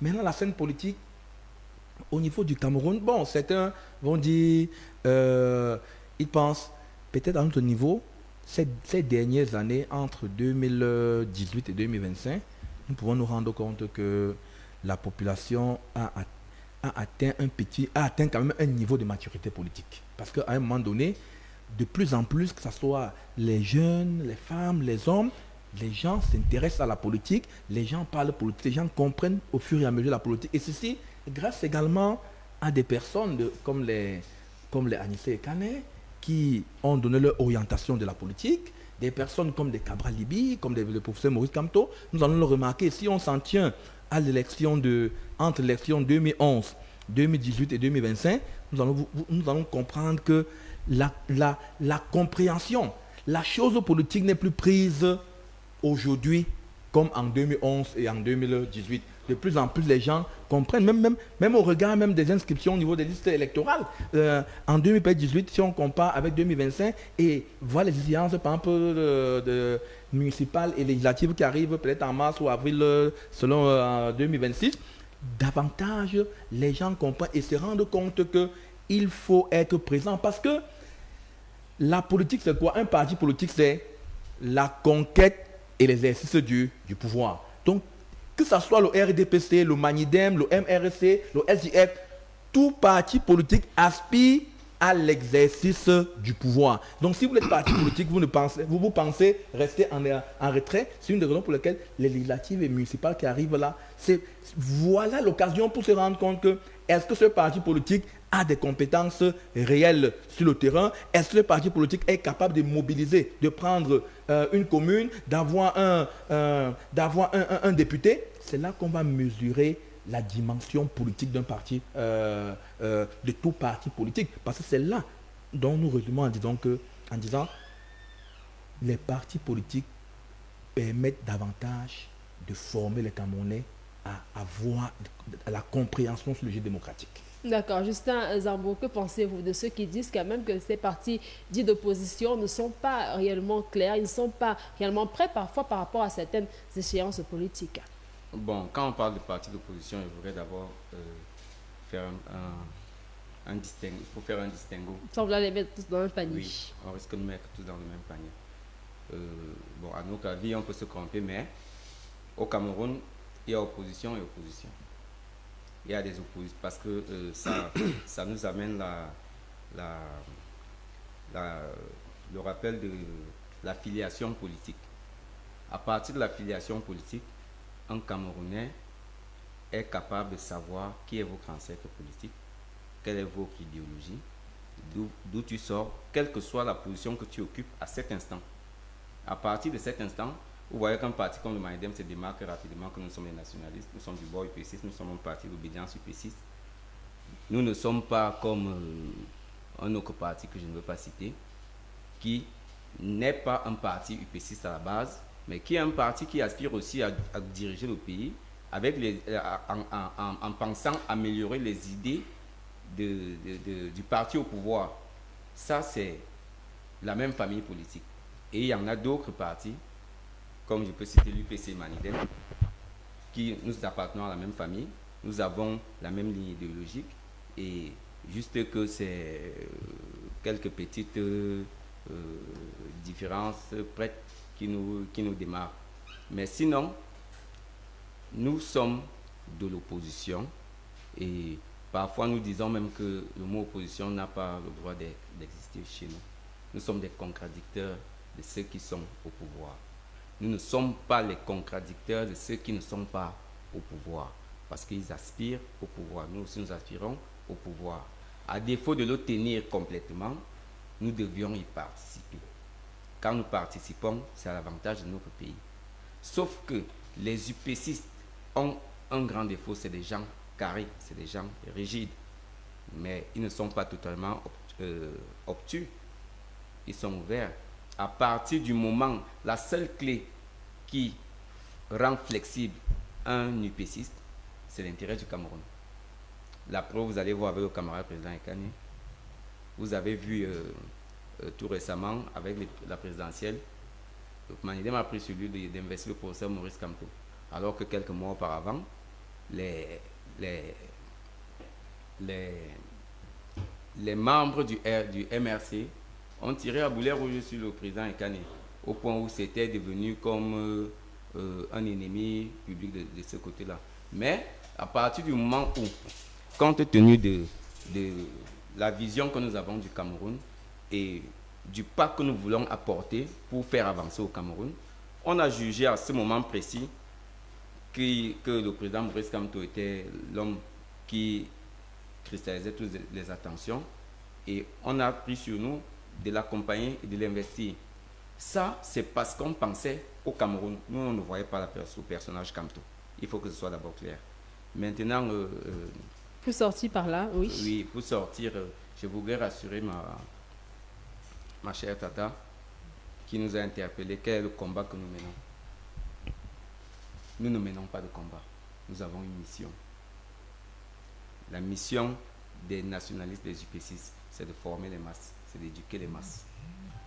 Dans la formation, il faut entrer dans l'histoire, d'où nous venons, où nous sommes, et la projection que les pères fondateurs ont laissé comme orientation. Maintenant, en dehors de ça, je peux encore citer même le tribalisme. Le tribalisme, c'est-à-dire expliquer, enseigner, former les masses pour qu'ils savent que le tribalisme est un danger pour notre pays. La preuve, si vous arrivez au Manidem, le Manidem, c'est le parti qui il n'est pas un parti régionaliste. Moi, je suis un Béti, mais je suis un cadre du parti. Il y a des Bamileke dans le parti. Voilà, le camarade initié, c'était un Sawa. Ça veut dire que quand nous éduquons les masses, quand quelqu'un n'a pas une information, il peut même créer une guerre. Il peut créer une guerre. Et ne perdons pas de vue que parlant de guerre, j'ai souvent l'habitude de dire que l'être humain qui déclenche une guerre n'est pas assez intelligent. Parce qu'une guerre, c'est des casses, c'est du feu, c'est des morts. Et la fin d'une guerre, ça finit sur une table de négociation. Toutes les guerres, tous les conflits, quelle que soit leur ampleur, quelle que soit leur durée, ça finit définitivement sur une table de négociation où les gens vont se parler, ils vont s'écouter, vont se comprendre. À partir de là, on est sûr qu'on a dissipé toutes les velléités de pouvoir soulever. Vous voyez, les UPCistes avaient pris... Les UPCistes ont pris les armes à une époque dans ce pays. Les UPCistes n'ont pas pris les armes parce qu'ils étaient des vats en guerre. Les UPCistes ont pris les armes parce que le colon avait fermé, les a sortis les a mis en clandestinité, alors qu'ils avaient l'ambition de continuer leur combat sur le champ politique. Ils ont estimé en ce moment précis qu'il fallait prendre les armes pour combattre le colon et pouvoir reconquérir leur souveraineté. Donc, c'est pour rassurer les uns et les autres que le Manidem n'est pas ce parti-là qui a un adversaire. Nous avons une mission. C'est le Cameroun, c'est le bien-être du Cameroun, c'est le bien-être des Camerounais. Quand je pense au bien-être de mon pays, automatiquement, j'ai les bénéfices de ce bien-être. D'accord. François Abikoro, avant le dernier tour de table sur la première thématique, dites-nous quand même votre regard. On parle beaucoup de maturité politique au Cameroun. Quel est votre regard? Moi, je veux d'abord évacuer les confusions. Oui. Quand vous dites que vous êtes opposant, un enfant est à l'école primaire, comment il comprend ça? Vous ne vous entendrez jamais. Commencez à recopier ce qui vous ont appris la politique. Ils sont républicains, ils sont démocrates, ils sont de gauche, ils sont de droite. Anthropologiquement, dès qu'on a la gauche, on a la droite. Voilà. Vous êtes habité par un même corps, vous avancez. Les Occidentaux vous ont mis des syllogismes qui font en sorte que vous ne pourrez jamais vous entendre. Donc il faut d'abord évacuer de votre tête que vous êtes opposant. Deuxième chose, la création d'un parti politique ne fait de vous rien. On sait comment ça se crée. Un type perd la commune au RDPC le lendemain, il dit qu'il est déjà en face. À quel moment vous êtes sûr qu'il est un politicien? Si vous voulez assortir d'ici, mettez ceux qui vous ont mis dans cette situation en épreuve. Les législatives arrivent, non? Les municipales arrivent. Que les gens que vous avez aidés à rester debout politiquement ne votent que le Manidem. On peut se donner rendez-vous. Vous comprendrez ce que je suis en train de dire. Je comprends parfaitement. Les Camerounais ont besoin des photographies qui les rassurent. Pas des photographies conjoncturelles, maquillées de couleurs. C'est pour cela que la notion de famille politique doit être la rigueur. Vous êtes un type qui boit l'eau chaque 10 minutes au même moment que le RDPC. Vous dites que vous êtes opposant au RDPC en quoi? En quoi? Il faut avoir des familles politiques qui font que, même lorsque vous avez fait votre connivence pernicieuse avec des gens que je ne peux pas citer ici parce qu'ils ne sont pas là, ça devait se faire sur la base de familles politiques. Vous avez mis le 1000 pattes avec le crabe dans un même panier. C'est pour ça que ça ne marche pas. C'est pour ça que ça ne marche pas. En attendant donc que ça marche, il faut mettre dans le syllogisme, le subconscient des Camerounais, ce que c'est que la politique. C'est pour cela qu'elle a parlé d'éducation. Avoir un adversaire commun vous force à avoir la même stratégie. Quand vous voulez juger un Camerounais qui gère ou qui ne gère pas, assurez-vous qu'il n'est pas allé faire un meeting à Paris pour parler du Cameroun. Assurez-vous qu'il ne rend pas compte à quelqu'un quand il est au pouvoir. C'est pour ça que les Camerounais se posent de bonnes questions.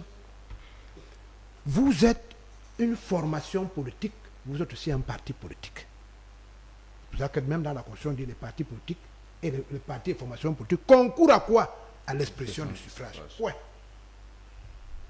Concours à l'expression du suffrage. Pour concourir, il faut avoir les capacités. Mais il ne faut pas que demain vous échouez à la course parce que vous êtes un éclopé mental, un éclopé physique, vous commencez à accuser la course. Moi, je crois qu'il faut former les gens. On a parlé du NEC aujourd'hui, K. Je vous ai dit que les gens comme les Cananistes n'arrivent pas à sortir de l'école là. Le K qui est devenu C, il dit comment le C est tordu, le K est debout. C'est ça qu'on appelle formation politique. Et je dis, la formation politique a besoin des exemples. Des exemples qui peuvent devenir des exemplaires qu'on va distribuer dans le subconscient des Camerounais. Le bon exemple que vous avez fait à l'élection présidentielle, est-ce que ça peut être multiplié en exemplaires pour qu'on ait l'exemplarité politique? Là, je vous ai dit, allez appeler les gens qui ont amené Canadis à être enfermés. En lui disant, la seule manière de remercier Canadis, c'est qu'on va au législatif. Ce qu'on a fait à la présidentielle, est-ce qu'on peut le faire de bis répétité à la législative et municipale? Les Camerounais vont applaudir. C'est une manière de former les Camerounais à l'idéal Cameroun quand vous faites la politique. L'UDC l'a fait avec le camarade, votre ancien camarade qui était président de la section départementale du RDPC, dans le Vouri. Jean-Jacques Ekide. L'UDC l'a fait, Jean-Jacques Ekide est devenu un grand homme politique. Ça veut dire que c'est possible. Donc, commencez à faire en sorte que les Camerounais s'habituent que votre combat sur un plan de télévision termine toujours. Moi, je ne vais pas dire, je ne prononce pas le mauvais mot de guerre et autres là. Nous sommes dans un débat, ça peut être houleux. Et à la fin, démontrer que nous sommes assis quelque part en train de boire pour continuer le débat. La deuxième chose, les Camerounais ont l'impression que la politique ne se fait qu'à l'élection présidentielle. Je dis les Camerounais ont cette impression. Ils n'ont pas l'impression que la politique commence dans un bar. Ils ont l'impression que tout le monde veut être président de la République. Ça veut dire qu'il ne veut pas gérer le Cameroun, il veut être président de la République. Il faut aussi changer cette mentalité pour leur dire que Kananité était un bon politicien qui n'était pas là uniquement pour être président. Sinon, il aurait pu être lui-même candidat à l'élection présidentielle. Ça ne s'agresse pas à nous. Non, nous parlons aux Camerounais. Ok. Nous rêvons que les Camerounais parlent programme, parlent idéologie, Voilà. pas nécessairement des choses qui déconfortent les Camerounais. Les Camerounais savent déjà qu'ils sont des tribalistes. Si vous venez encore créer des formations et des partis politiques qui leur donnent l'impression que c'était juste une institutionnalisation de ce qu'eux-mêmes vivent du haut quartier, ça devient un problème. Je vous ai dit que Kananissé a vécu dans ce mauvais laboratoire politique qu'on appelle le Vouri. Vous le savez très bien. Vous partez dans un bar vert. Quand vous partez au bar rouge, on dit on ne vous vend pas. Vous étiez au bar vert. Il a pu s'en sortir depuis 1973. Dans cette histoire-là. Gardons cette image qui est positive. Oui. La maman vous dit éduquer les Camerounais. L'éducation, c'est par l'action. Ce n'est pas par la proclamation seulement. Il faut faire l'action, démontrer aux gens que la politique s'est faite pour que le Cameroun avance. Je sais que c'est difficile, parce que vous vous avez mis en tête que la politique, c'est avoir une mairie, c'est avoir un poste de député, c'est avoir un poste de président de la République. Il n'y en a qu'un seul, 180, et je crois 370, 37 000. On ne peut pas être au-delà de ça. Maintenant, regardez tout le rétroviseur, vous allez vous rendre compte que les Camerounais commencent à se débarrasser de la politique. Allez bien regarder. Même quand vous leur payez le taxi, vous les payez le taxi pour aller se faire inscrire. Vous leur donnez une bière. Si vous n'avez pas les mêmes 2000 francs le jour d'aller au vote, il dort chez lui à la maison. Prenez ça en considération. Ça veut dire que quelque part, dans les intervotes, si vous me permettez l'expression, vous ne faites pas le travail qui leur fait aimer la politique. Vous envoyez des gens à l'école, mais vous ne leur dites pas que l'école peut leur sauver la vie. Ils ont plus l'impression que c'est parce que vous avez donné le beignet le matin avec les 300 francs qu'il va à l'école. Changez ce paradigme-là, vous verrez que le Cameroun... D'accord, merci, on vous aura compris, Patriarche. Dernier tour de table, 30 secondes pour chacun pour rendre un hommage à Anissé Ekane. Quelques mots avant de passer à la deuxième thématique. Justin Zambou. Comme hommage, je pense que le reste de ma vie, ça sera pour les hommages du président Ekane. J'ai connu le président Ekane à l'occasion de l'élection présidentielle 2004. C'est là où j'accède au Manidem comme militant de base. Et sous ses soins, avec le camarade Abanda Pama Paix à son âme, le camarade Ngonda Nunga, qui ont été mes formateurs, camarade Pouma, je garde une image d'un homme très positif. C'est-à-dire que rarement j'ai vu le camarade Ekane s'énerver. Rarement j'ai vu le camarade Ekane. Je ne l'ai même jamais vu faire la violence. Je dis au grand jamais. Le camarade Ekane ne fumait pas, il ne buvait pas. Il nous disait faites comme moi, les jeunes, faites comme moi si vous voulez vivre pendant longtemps, si vous voulez conserver une bonne santé. J'ai gardé cette image de ce grand homme qui est exactement comme son ténor Wandji Ernest, qui a été assassiné le jour de sa naissance politique. Il nous disait ce jour-là, quand Wandji mourait, on disait qu'il était un bandit, mais l'histoire a fini par dire qu'il était un héros. Ça veut dire que quand nous combattons, la mission que nous avons, ce n'est pas une mission de recherche d'un gain, d'un scrapontin, c'est la recherche du bénéfice complet et total de notre pays, le Cameroun. D'accord. Donc, le président Ekane reste quelqu'un à qui, à tout moment où on aura l'occasion, on pourra lui rendre hommage. D'accord, Franklin Sambou. Regardons de Anissé Ekane, un homme fidèle dans ses convictions, les convictions de l'indépendance, de la démocratie. Cet homme qui n'a pas peut-être pensé la politique directement dans le sens opportuniste, dans le sens individualiste. La preuve c'est sur la bannière du Manidem que le MRC a voulu se porter candidat, et c'est cette ouverture qui a été faite par Anissé Ekane, et ça montre que même il n'avait pas l'esprit tribaliste, et c'est ce qu'on recherche au Cameroun pour le vivre ensemble, le manger ensemble pour un Cameroun meilleur. Donc voilà ce que nous gardons d'Anissé Ekane. D'accord, Daouda Boubou. Oui, c'est quand quelqu'un disparaît, quand quelqu'un disparaît que on lui reconnaît certaines valeurs, certaines vertus.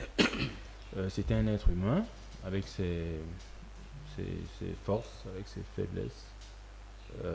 Il a mené son combat, qui était un combat noble. Maintenant, il y a eu, à un moment donné, certes, quelques disparités que nous regrettons tous.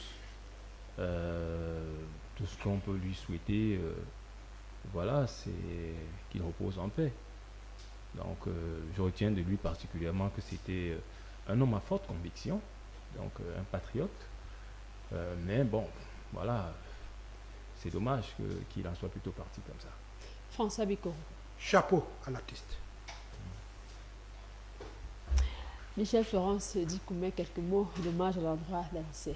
Oui, c'est un départ que je regrette profondément et je voudrais inviter la famille nucléaire d'Anissé de respecter sa mémoire en fusionnant avec le gouvernement qui demande une enquête. Il a vécu en nationaliste. Ne brouillons pas cette image-là de lui. Il faut qu'il y ait apaisement afin que leurs héros s'endorment en paix. Voilà qui est dit et nous invitons les uns et les autres à rester calmes dans l'attente des résultats de l'enquête instruite par le chef de l'État, son Excellence Paul Biya. Nous prenons une légère transition et nous revenons pour la deuxième thématique. Nous allons parler des conseillers régionaux, le deuxième mandat qui s'annonce, un mandat assez décisif.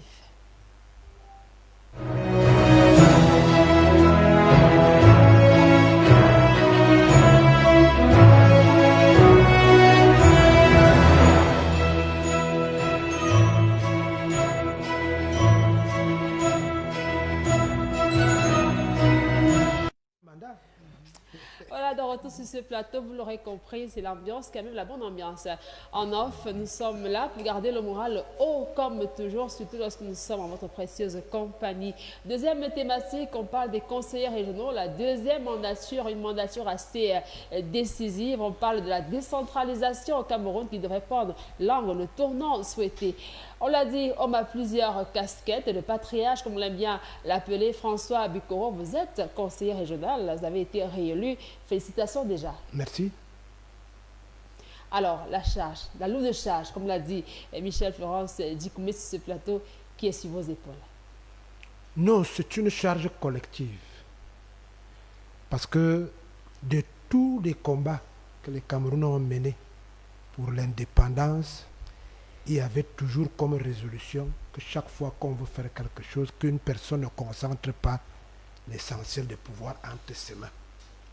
Que personne ne mange dans une église en mettant le drap en bas. Même les souris d'église vont se dire, il y a quelque chose qui ne va pas. Nous parlons de Kananissé tout à l'heure, c'était en 1991 que nous avons rappelé à la nation camerounaise la nécessité d'arrimer la démocratie nouvelle au vécu quotidien des Camerounais. C'est à ce moment-là qu'on a évoqué la mise en place d'un certain nombre d'institutions qui auront deux objectifs. Au regard de la course effrénée vers les pouvoirs et le pouvoir, il y a, chaque fois qu'il y aura une élection municipale, on se sera débarrassé de 10, 15, 20 000 coureurs vers le pouvoir pour le pouvoir. Vous n'avez pas encore vu quand quelqu'un est content d'avoir été élu conseiller municipal. Au niveau législatif, on aura 180 bons hommes qui ne nous dérangeront plus chaque fois, au moins pendant 5 ans.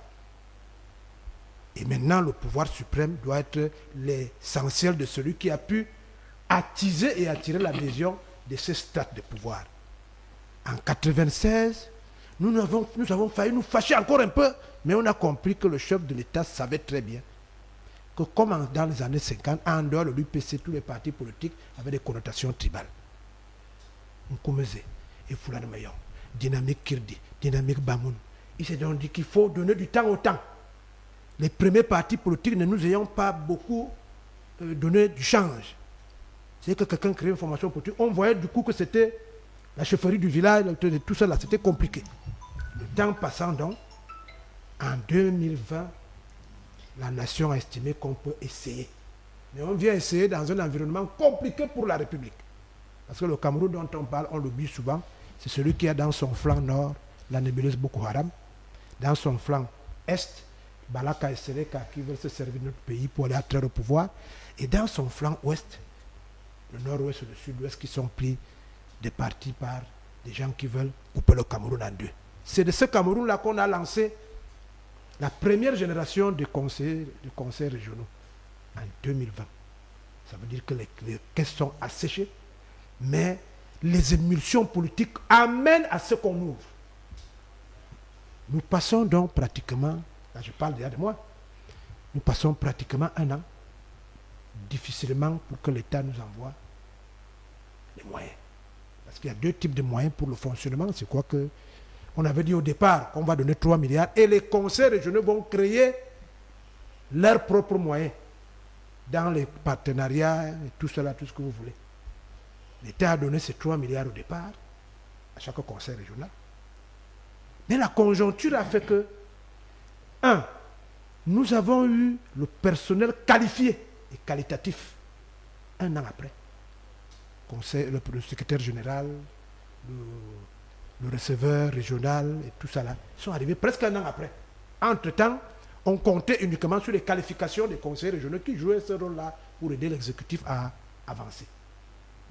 La deuxième chose maintenant, c'est que dans cette conjoncture, ce qui est légalement et constitutionnellement prévu a de la peine à être amassé afin de le redistribuer. On ne le dit jamais assez.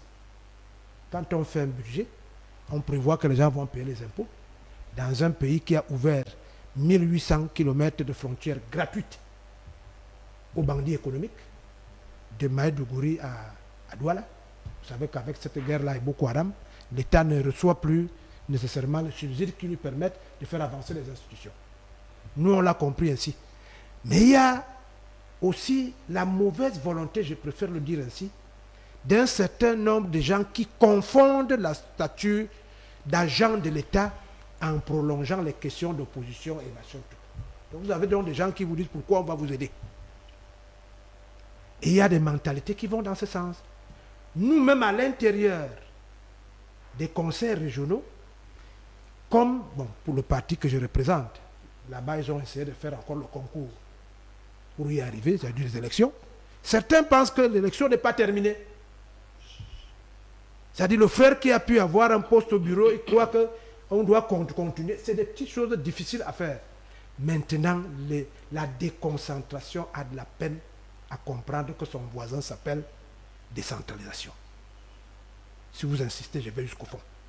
Finalement, pour qualifier la première mandature, elle était une mandature d'achat de terrain, chercher les moyens pour le sable, le ciment, supplier l'architecte de commencer les travaux en attendant que l'argent arrive. Donc 5 ans après, je peux vous rassurer que le terrain a été acheté, la maison est debout. La maison est debout? La maison est debout. Oui. Maintenant, on va aller à acheter les meubles, à arranger le jardin pour les mariages futurs. On n'ira plus louer pour faire le mariage et autres. Nous avons aussi fait du lobbying auprès des déconcentrés pour leur dire que nous construisons tous le même territoire. Certes qu'ils vont perdre un certain nombre d'avantages incohérents, mais qu'ils comprennent que nous sommes tous ensemble. Donc au moment où je vous parle, la mandature qui arrive là, les habitudes vont changer parce que nous avons pu côtoyer au départ difficilement, mais au jour d'aujourd'hui, nous-mêmes au Conseil régional du Sud, je peux vous l'annoncer ici, nous sommes allés au tribunal administratif pour la compréhension du Code général de la décentralisation. On n'a pas joué à l'hypocrisie, on ne joue pas à l'hypocrisie avec les populations. Mais je peux vous dire que 30 minutes après, la personne qui nous aide le plus à être en arrimage avec l'administration, parce que nous parlons de tous les côtés, oui, c'est justement le chef de la déconcentration. C'est-à-dire le gouverneur, quand vous faites quelque chose, dit écrivez comme ça, vous pouvez maturer comme ça. Mais au départ, on était venu comme si on vient arracher un territoire, et aussi croyaient qu'on va les prendre un territoire. Il reste maintenant Yaoundé. Yaoundé. Yaoundé. Yaoundé, c'est très difficile ou bien ça J'ai dit il reste aller. Yaoundé. Yaoundé. Yaoundé. D'accord. Florence Michel dit comme la décentralisation, il faut dire que c'est un peu difficile que le présente le patriarche François Abikoro. Mais la deuxième mandature, justement, des conseillers régionaux, beaucoup d'attentes, mais aussi beaucoup de nœuds d'étranglement. Oui, il y a beaucoup d'attentes. Lui, il nous a brossé le côté administratif de la chose, mais maintenant, d'un autre côté, on a les populations. Parce qu'ils en vont là aussi pour les populations. Oui. Alors, il faut déjà gagner la confiance des populations. Et pour la gagner, ce n'est pas évident. On a un chômage endémique. Il faut déjà pouvoir redistribuer. Et puis, quand ils ne travaillent pas, la collecte des impôts. ça va être compliqué, mais qu'on paye pourquoi alors que nous faisons, ne nous a rien apporté. Ils pensent que comme la décentralisation est arrivée, peut-être ce sont les 15% qu'on envoie là qui permettent que les problèmes fonctionnent. Non, pas du tout. Indépendamment de ça, il y a des problèmes déjà créés, des problèmes post-présidentiels avec les troubles post-électoraux. Il faut maintenant encore, il faut arranger ce qu'il y avait déjà. On a perdu des acquis, donc il faut revenir là-dessus. Indépendamment de ça, maintenant, nous avons ceux qui font dans les activités génératrices de revenus.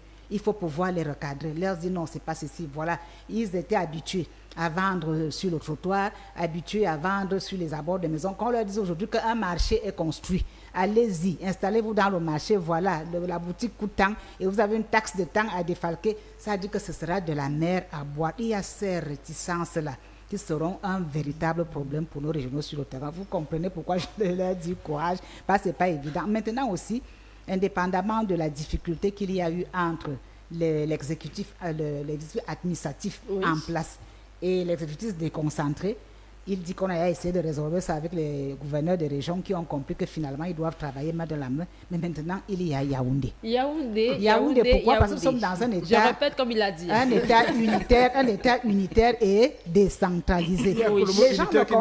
Les gens ne comprennent pas que quand on dit unitaire, il y a une suite. Il y a décentralisé qui vient après ça. Pour eux, on a l'impression de leur enlever certains beefsteaks. On a l'impression de leur récupérer une parcelle d'autorité, une parcelle de pouvoir, et ça se complique.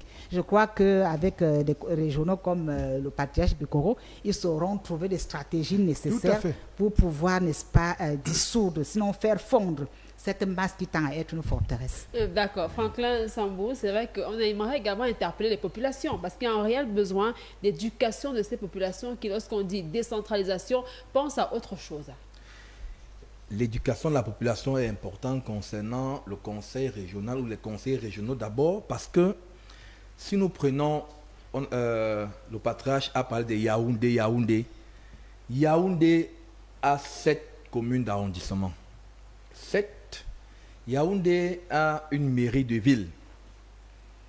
Yaoundé a un conseil, le siège du conseil régional se trouve à Yaoundé. Donc nous voyons donc que s'il y a intervention, 7 communes peuvent intervenir, la mairie des villes également intervient, le conseil régional intervient, sans oublier même, dans les projets urbains, nous avons le ministère de l'Habitat et du développement urbain qui intervient. Donc du coup, ça devient un problème dans l'entendement des populations.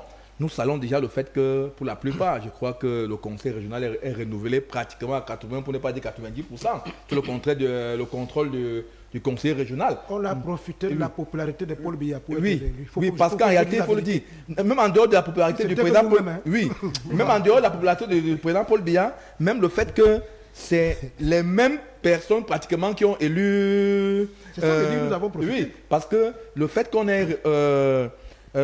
ait prorogé le mandat des conseillers municipaux, le mandat des conseillers municipaux, ça fait que du coup, directement, on ne pouvait pas avoir un changement au niveau des conseils régionaux. Il n'y a que peut-être au niveau de la Damawa que le RDPC prend le compte. Donc du coup, il n'y a qu'au niveau de la Damawa qu'il y a un changement. Donc de manière directe, comme il a précisé, la première, et c'était normal, la première mandature, il devait avoir des problèmes d'incompréhension au point où on arrive au tribunal administratif, comme il a pris le cas de Boloba. Parce que chacun exerce sur le même terrain. Les mêmes impôts, il n'y a pas deux types d'impôts. Chacun veut ceci, chacun veut cela. Bon, maintenant, il faudrait bien donc que la population soit davantage imprégnée, de comprendre que le conseil régional, si on prend le cas des routes, s'occupe des routes départementales, différentes des routes communales, parce que c'est ça, le conseil régional, route départementale. Oui, ça nous crée. Donc quand la mairie, par exemple, de Yaoundé 5 va dire j'aménage rue Fouet pour peut-être l'hôpital à Caisse, ça revient à la commune de Yaoundé 5. Maintenant, le conseil régional, si on prend un axe comme Boumniebel à Izeka, qui est pratiquement, ça c'est la catastrophe. La catastrophe. Moins de 30 km, vous pouvez le faire en 2 heures de temps. Ça revient au conseil régional.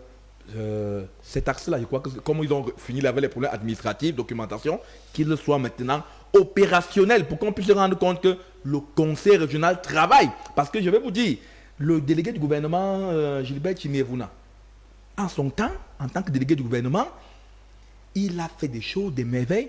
Pour dire vrai, les 5 années passées à la tête du conseil régional, la population pratiquement n'a pas vu, ou alors n'a pas vu le délégué qu'on a connu les années 2005-2006, qu'on a appelé Djarbo au Cameroun. Donc, on attend encore que cela soit opérationnel. Et même dans le cadre de l'éducation, si on parle de l'éducation plurielle, là, oui, si on parle d'éducation, il y a beaucoup, le conseil régional doit s'occuper, Les CS, quand on se rend compte, les CS, les lycées, on se rend compte que dans un lycée, il y a manque d'enseignants.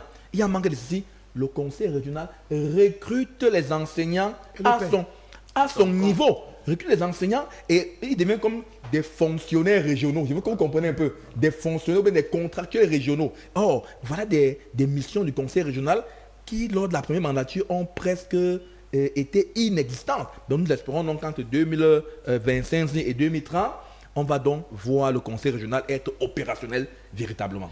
Daouda Bombo, c'est vrai que François Bikoro nous parle de certaines avancées qui vont permettre une meilleure implémentation pour cette deuxième mandature. Mais lorsqu'on sait quand même que les listes ont été un peu les mêmes qui sont ramenées, est-ce que les mêmes causes ne produiront pas les mêmes effets au-delà de tout ce qui aura été fait? Je ne suis pas tout à fait d'accord que ce soit les mêmes qui sont revenus. Quand je regarde par exemple dans le département du Noun, qui est dans la région de l'Ouest, il me souvient que la liste du commandement traditionnel qui est menée par l'ancien vice-président du conseil régional à l'Ouest, Jivessa Ibrahim Mongbet, a subi quelques modifications, même s'il a été réélu. Je l'en félicite d'ailleurs. Parce qu'ils ont tenu compte également, je pense que c'était aussi, il faut saluer ce travail-là que le RDPC fait, dans le fond, parce que c'est des gens qui suivent de manière très précise ce qui se fait sur le terrain. Et ça, il faut le dire, parce qu'ils ont tenu compte un peu du vivre ensemble. Vous savez, il y avait un problème des Tika, des Bamoun, mais ils ont intégré ces aspects-là, sociologiques, n'est-ce pas, dans cette liste-là qui est passée. Ça, c'est un exemple. Bon, je crois que le patriarche Bikoro a dit quelque chose qui a retenu mon attention. C'était une allégorie, donc une représentation concrète d'une idée, lorsqu'il disait que ils ont déjà acheté le terrain, ils ont mis les fondations. La maison est debout, ils sont en train de meubler. Maintenant, il faut les meubler. Ça veut dire qu'il y a une progression. Quoi qu'on dise, ça veut dire que ça avance. Donc maintenant, il faut qu'effectivement, Yaoundé lâche, tu laisses. C'est tout. C'est-à-dire qu'il concède à ces ressources-là, à ces gens-là qui ont besoin de ces ressources-là pour travailler. Parce qu'ils interviennent sur le plan économique, sur le plan des infrastructures, sur le plan de l'éducation, sur le plan de l'environnement. Ça, il faut pas. Donc, il faut leur laisser la charge qu'ils ont, qui est lourde de travailler, n'est-ce pas, et que les populations, n'est-ce pas, qui ne voient pas encore les choses venir, le ressentent.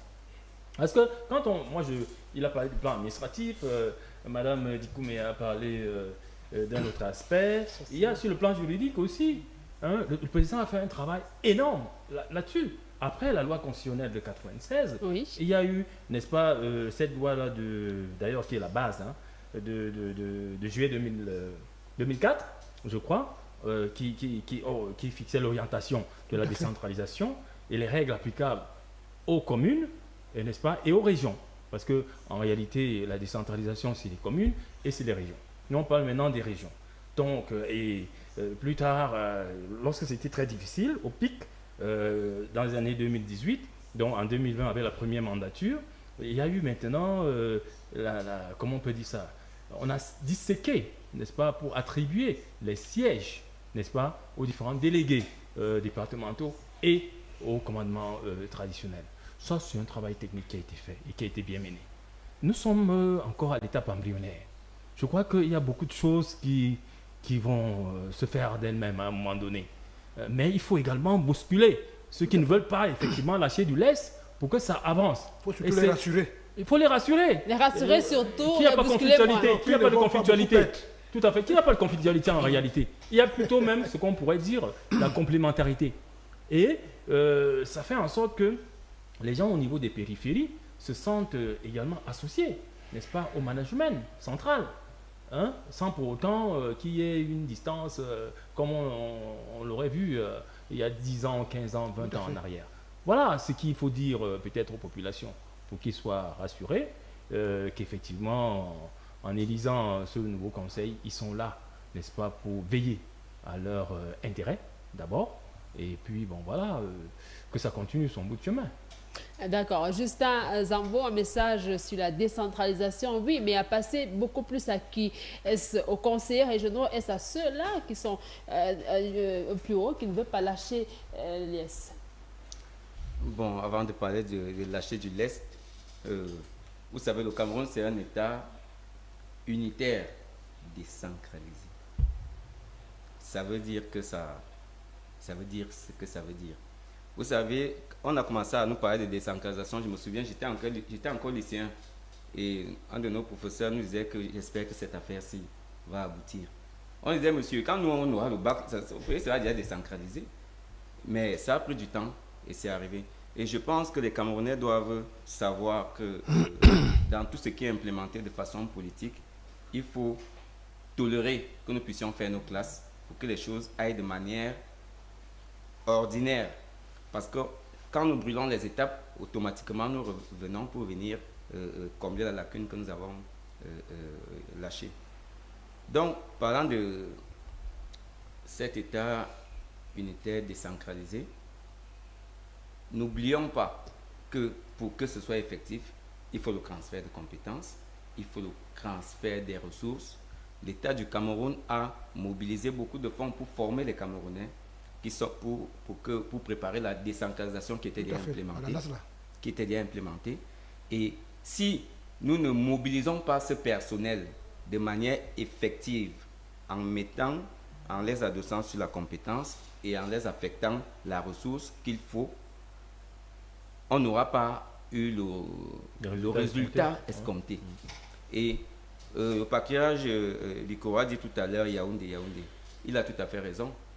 Mais il faut beaucoup plus rassurer Yaoundé que c'est un effet de symbiose, donc bénéfice réciproque. Je vous assure, quand la décentralisation va être mise sur pied dans ce pays, les localités territoriales décentralisées renverront l'ascenseur au niveau central. Et ceux qui pensent qu'ils auront perdu quelque chose, ils verront très vite que dans 5-10 ans, que c'était la précaution inutile de s'agripper sur tout le pouvoir au niveau de Yaoundé. Donc, à mon avis, je pense que la première mandature est passée, c'était les premiers pas du bébé. Tolérons que le bébé ne puisse pas encore courir à la vitesse de croisière. Il peut encore trébucher, c'est en trébuchant qu'on va sous-tendre notre équilibre. D'accord, François Bikoro, avant le dernier tour de table pour cette thématique, dites-nous quand même, oui, rassurer Yaoundé. Comment rassurer et qui surtout doit rassurer Yaoundé?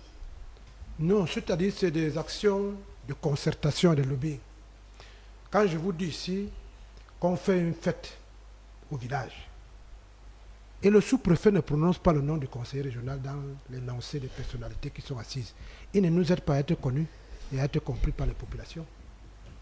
Ça fait peut-être rire, mais imaginez que ce soit au chef-lieu des régions où on ne prononce pas le président du conseil régional dans une énonciation des personnalités. Ça crée un problème. Il faut que les fonctionnaires, si vous voulez que je dise le mot, s'habituent au plan politique et au plan administratif à la présence des organes décentralisés. Vous ne pouvez pas avoir un macaron comme je le porte comme ça et ça ne dit rien aux policiers. Il y a un problème. Nous sommes dans la vie active. Donc moi je crois que c'est dans ça. Il ne faut pas que les conseillers régionaux et les conseillers municipaux dans la décentralisation aient l'impression que c'est une aide. Ce n'est pas possible, ce n'est pas une aide, c'est la loi qui le dit. On a donc l'impression que nous on s'occupe des lycées et collèges, pour le cas qui nous concerne, les autres c'est l'école primaire, on a les hôpitaux du district. On se retrouve à ce qu'on appelle PO, personnel occasionnel. Parce qu'il faut soigner les gens, il faut que les enfants aillent à l'école. Mais on garde la totalité, c'est comme si l'État a décidé de se désolidariser d'une action qui est régalienne. Vous avez donc des enfants qui travaillent pendant 9 mois, parce qu'on ne peut pas mal payer 12 mois. 9 mois. Et que dans un autre lycée à Yaoundé, Il y a 75 maîtresses dans une salle de classe. Vraiment. Je dis que l'État fait comme si les poubelles, c'est... Vous voyez, alors qu'on aurait pu prendre 70 de ces dames qui s'ennuient dans une école à Yaoundé et les envoyer en renfort là où il n'y en a même pas. L'État a tellement investi en infrastructure. Mais comme je vous ai dit, il faut mettre les meubles. Les meubles, c'est qu'il y a des maîtres, il y a ceci, il y a cela, il y a un problème. Parfois, c'est exemple, parfois c'est le regroupement familial. Hein. Vous savez, quand le mari à Yaoundé... C'est compliqué. Vous réglez vos problèmes de famille, nous réglons la République. Nous réglons les problèmes de la République. Vous savez très bien que l'État a arrêté de former dans certains secteurs d'activité. C'est pas bon pour l'État d'arrêter de former les enseignants. Heureusement que le président de la République s'est rendu compte qu'il y a quelque chose qui ne va pas. L'État a arrêté de former les médecins, il a laissé ça entre les mains des gens qui n'ont pas les mêmes efficacités, les mêmes objectifs. Nous nous retrouvons donc avec tout ça. Nous avons créé 6 sociétés, 6 offices régionaux. Je vous parle à quelqu'un qui est le président du conseil d'administration de l'office régional de la communication du Sud. Une télévision, une radio, et on a un truc pour conscientiser les gens. Il y a un office pour l'environnement, il y a un office pour le sport, et ainsi de suite. Nous avons acheté du matériel, les Caterpillar et autres. Mais quand vous allez quelque part, les questions, comment on appelle ça, les responsabilités transversales. Dès qu'il y a un peu d'argent, le Mindu vous dit c'est moi. Mais quand il n'y a pas d'argent, il dit c'est vous. Vous voulez construire, vous voulez arranger une route, on vous dit que cette route est départementale, elle est nationale. Les populations vivent dans la misère de la route, ils voient vos engins garés. Ils ont l'impression que vous ne les aidez pas, alors que ce n'est pas de votre responsabilité. C'est la responsabilité du Mindu. Du Mindu. Voilà. C'est la même chose au niveau de Yaoundé. Si on ne sait pas quelle est la responsabilité du maire de la ville, dans un petit ruisseau qui empêche un pont d'avancer, quelle est la responsabilité de la dame qui est chargée d'arranger les villes? Quelle est la responsabilité? Ça devient compliqué. Tout à fait. Or, les 5 ans-ci, avec les regroupements, les fâcheries, ont permis à ce que petit à petit, on commence à voir un peu plus clair. Le fonctionnaire sait déjà, quand il assiste au conseil régional, qu'il n'est là que pour s'assurer de la légalité. Il n'est pas dans une situation d'opportunité. Or, avant, il y en avait qui tapaient du poing sur la table. On dit non, fiston, va doucement. Ici, c'est comme ça que ça se passe. Donc, il y a déjà des arrimages. Mais on a quand même gagné au plan politique, je vous le dis toujours. Le problème du Cameroun, c'est au plan politique. Quand on se déleste de quelques pouvoirs politiques, ça contente les gens comme nous, qui ne vous dérangent plus à Yaoundé. Ainsi de suite. Nous avons mis en place ce qu'on appelle une plateforme. On peut sortir par là. Oui. Ce que nous, on a fait. Une plateforme entre les communes et le conseil régional. Vous savez que l'État perd beaucoup d'argent parce qu'il ne... C'est pas comment, il ne péréqualise pas, si vous me permettez le mot. Il ne fait pas de péréquation dans les investissements. Il suffit que vous ayez un directeur général dans un village, on peut mettre 10 adductions d'eau. Alors qu'est-ce que nous on fait? Avant d'intervenir, nous allons voir ceux qui sont nos collègues, parce que on demande, dans la commune là-bas, nous avons 10 adductions d'eau que nous avons pu avoir. Aide-nous à ce qu'on ne fasse pas le doublon. Or, l'État passe toute sa vie à faire les doublons. Il y a la coopération internationale. Donc nous, on n'est jamais au courant que le plan international a mis un point d'eau dans une école. Et nous avons mis cette plateforme pour permettre à ce que nous sommes l'État, on l'oublie souvent aussi, parce qu'on oublie que nous sommes l'État, pour empêcher qu'il y ait disparition d'un certain nombre d'éléments. Nous prions certains ministres de notre secteur d'activité que la dévolution des compétences, comme on l'a dit pour l'État, unité décentralisée, a un prénom qui s'appelle aussi moyen. Et que ceux qui nous envoient toujours, je viens de vous libérer vos 15%, qu'ils ne mettent plus la liste des entreprises qui vont venir exécuter. Je préfère le dire en direct à la télé. Parce qu'au plan politique, ça fâche un peu. Parce que demain, quand ça ne marche pas, la population sait que c'est le conseil régional qui a fait la petite route qui traverse 2 plantations. Le monsieur fait comme il veut, il disparaît. Alors qu'au sein des régions, au sein des communes, nous avons des Camerounais qui font la même chose et que l'on peut interpeller 2 ou 3 minutes après. Voilà un peu les problèmes quand il disait Yaoundé, quand il a Juliette, il envoie ces personnes qui viennent aménuiser. Et que nous sommes très contents d'être revenus. nous prenons ici l'engagement que tous les acquis que nous avons mis en place, parce que pour le conseil régional, comme je vous prends pour le cas des zones à forte densité industrielle, la Constitution et la loi recommandent que nous y soyons représentés. Quand Yaoundé met son conseil d'administration en place, il fait comme si la loi lui laisse l'attitude de ne pas nous faire représenter, parce que ça permet à ce que les questions d'emploi, les questions d'emploi et autres soient réglées. Bikoro, mais l'horloge étonne. On aura compris le nœud du problème, n'est-ce pas? Quand je dis Yaoundé, Yaoundé, vous voyez que si je commence à citer là... Oui, ben, il y a un lot d'étranglement. On aura compris. Même dans les lycées et collèges, voilà, dans les hôpitaux, il y en a qui refusent on pourra poursuivre que le conseil régional soit le triage. président du comité de gestion. Parce qu'il y a la morgue qui est à côté, il y a toutes les petites choses qui font que... Mais petit à petit, dans les assurances, on leur dit, nous ne venons que pour s'assurer que ça marche. On ne gère pas à votre place, mais on veut seulement s'assurer que si l'État a envoyé 1 million pour construire une école, que cette école soit construite. Ce qu'on gagne, et je termine par là, avec la décentralisation, c'est que quelqu'un qui a besoin de l'eau, on ne lui envoie pas un téléviseur comme ça se fait avec l'administration centrale.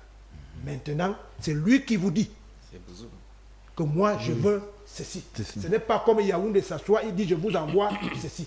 On est allé plus loin, je remercie le chef de l'État. On a déjà créé les communes de quartier et les communes de village. Et c'est pour ça que je suis d'accord avec quelqu'un qui a dit qu'il faut communiquer. Les comités de quartier, les comités de village, même la commune ne peut plus investir dans votre village sans que les villageois vous disent voilà ce dont nous avons besoin. On a beaucoup évolué dans les textes. On va poursuivre la discussion. Il faut maintenant évoluer dans les si vous en avez convenance. Je fais un plaidoyer, sinon il y a un début et une fin. Voilà. On vous aura même concédé le dernier tour d'étape pour pouvoir nous édifier encore plus. Voilà le grand débat. L'horloge tourne, un débat assez intéressant, mais le temps également qui s'en va. On va dire merci à tous ceux-là qui ont contribué pour ce programme ce dimanche. Le patriarche François Bikoro, Justin Zambo, Daouda Bombo, Michel Florence Dikoumé, Franklin Sambou, mais également toute la grande équipe technique et vous, très chers fidèles téléspectateurs, votre fidélité qui nous honore de jour en jour. Vous l'aurez compris, le grand débat rentre tout simplement en gare, mais vous, comme toujours, vous ne bougez pas, vous restez en compagnie de nos programmes qui se poursuivent. Divertissement annoncé dès 14h, Africa Dance, ce programme présenté par Alex Nixon. Nous vous donnons rendez-vous dimanche prochain, Dieu voulant. D'ici à là, restez républicains et que vive la République. C'était vraiment très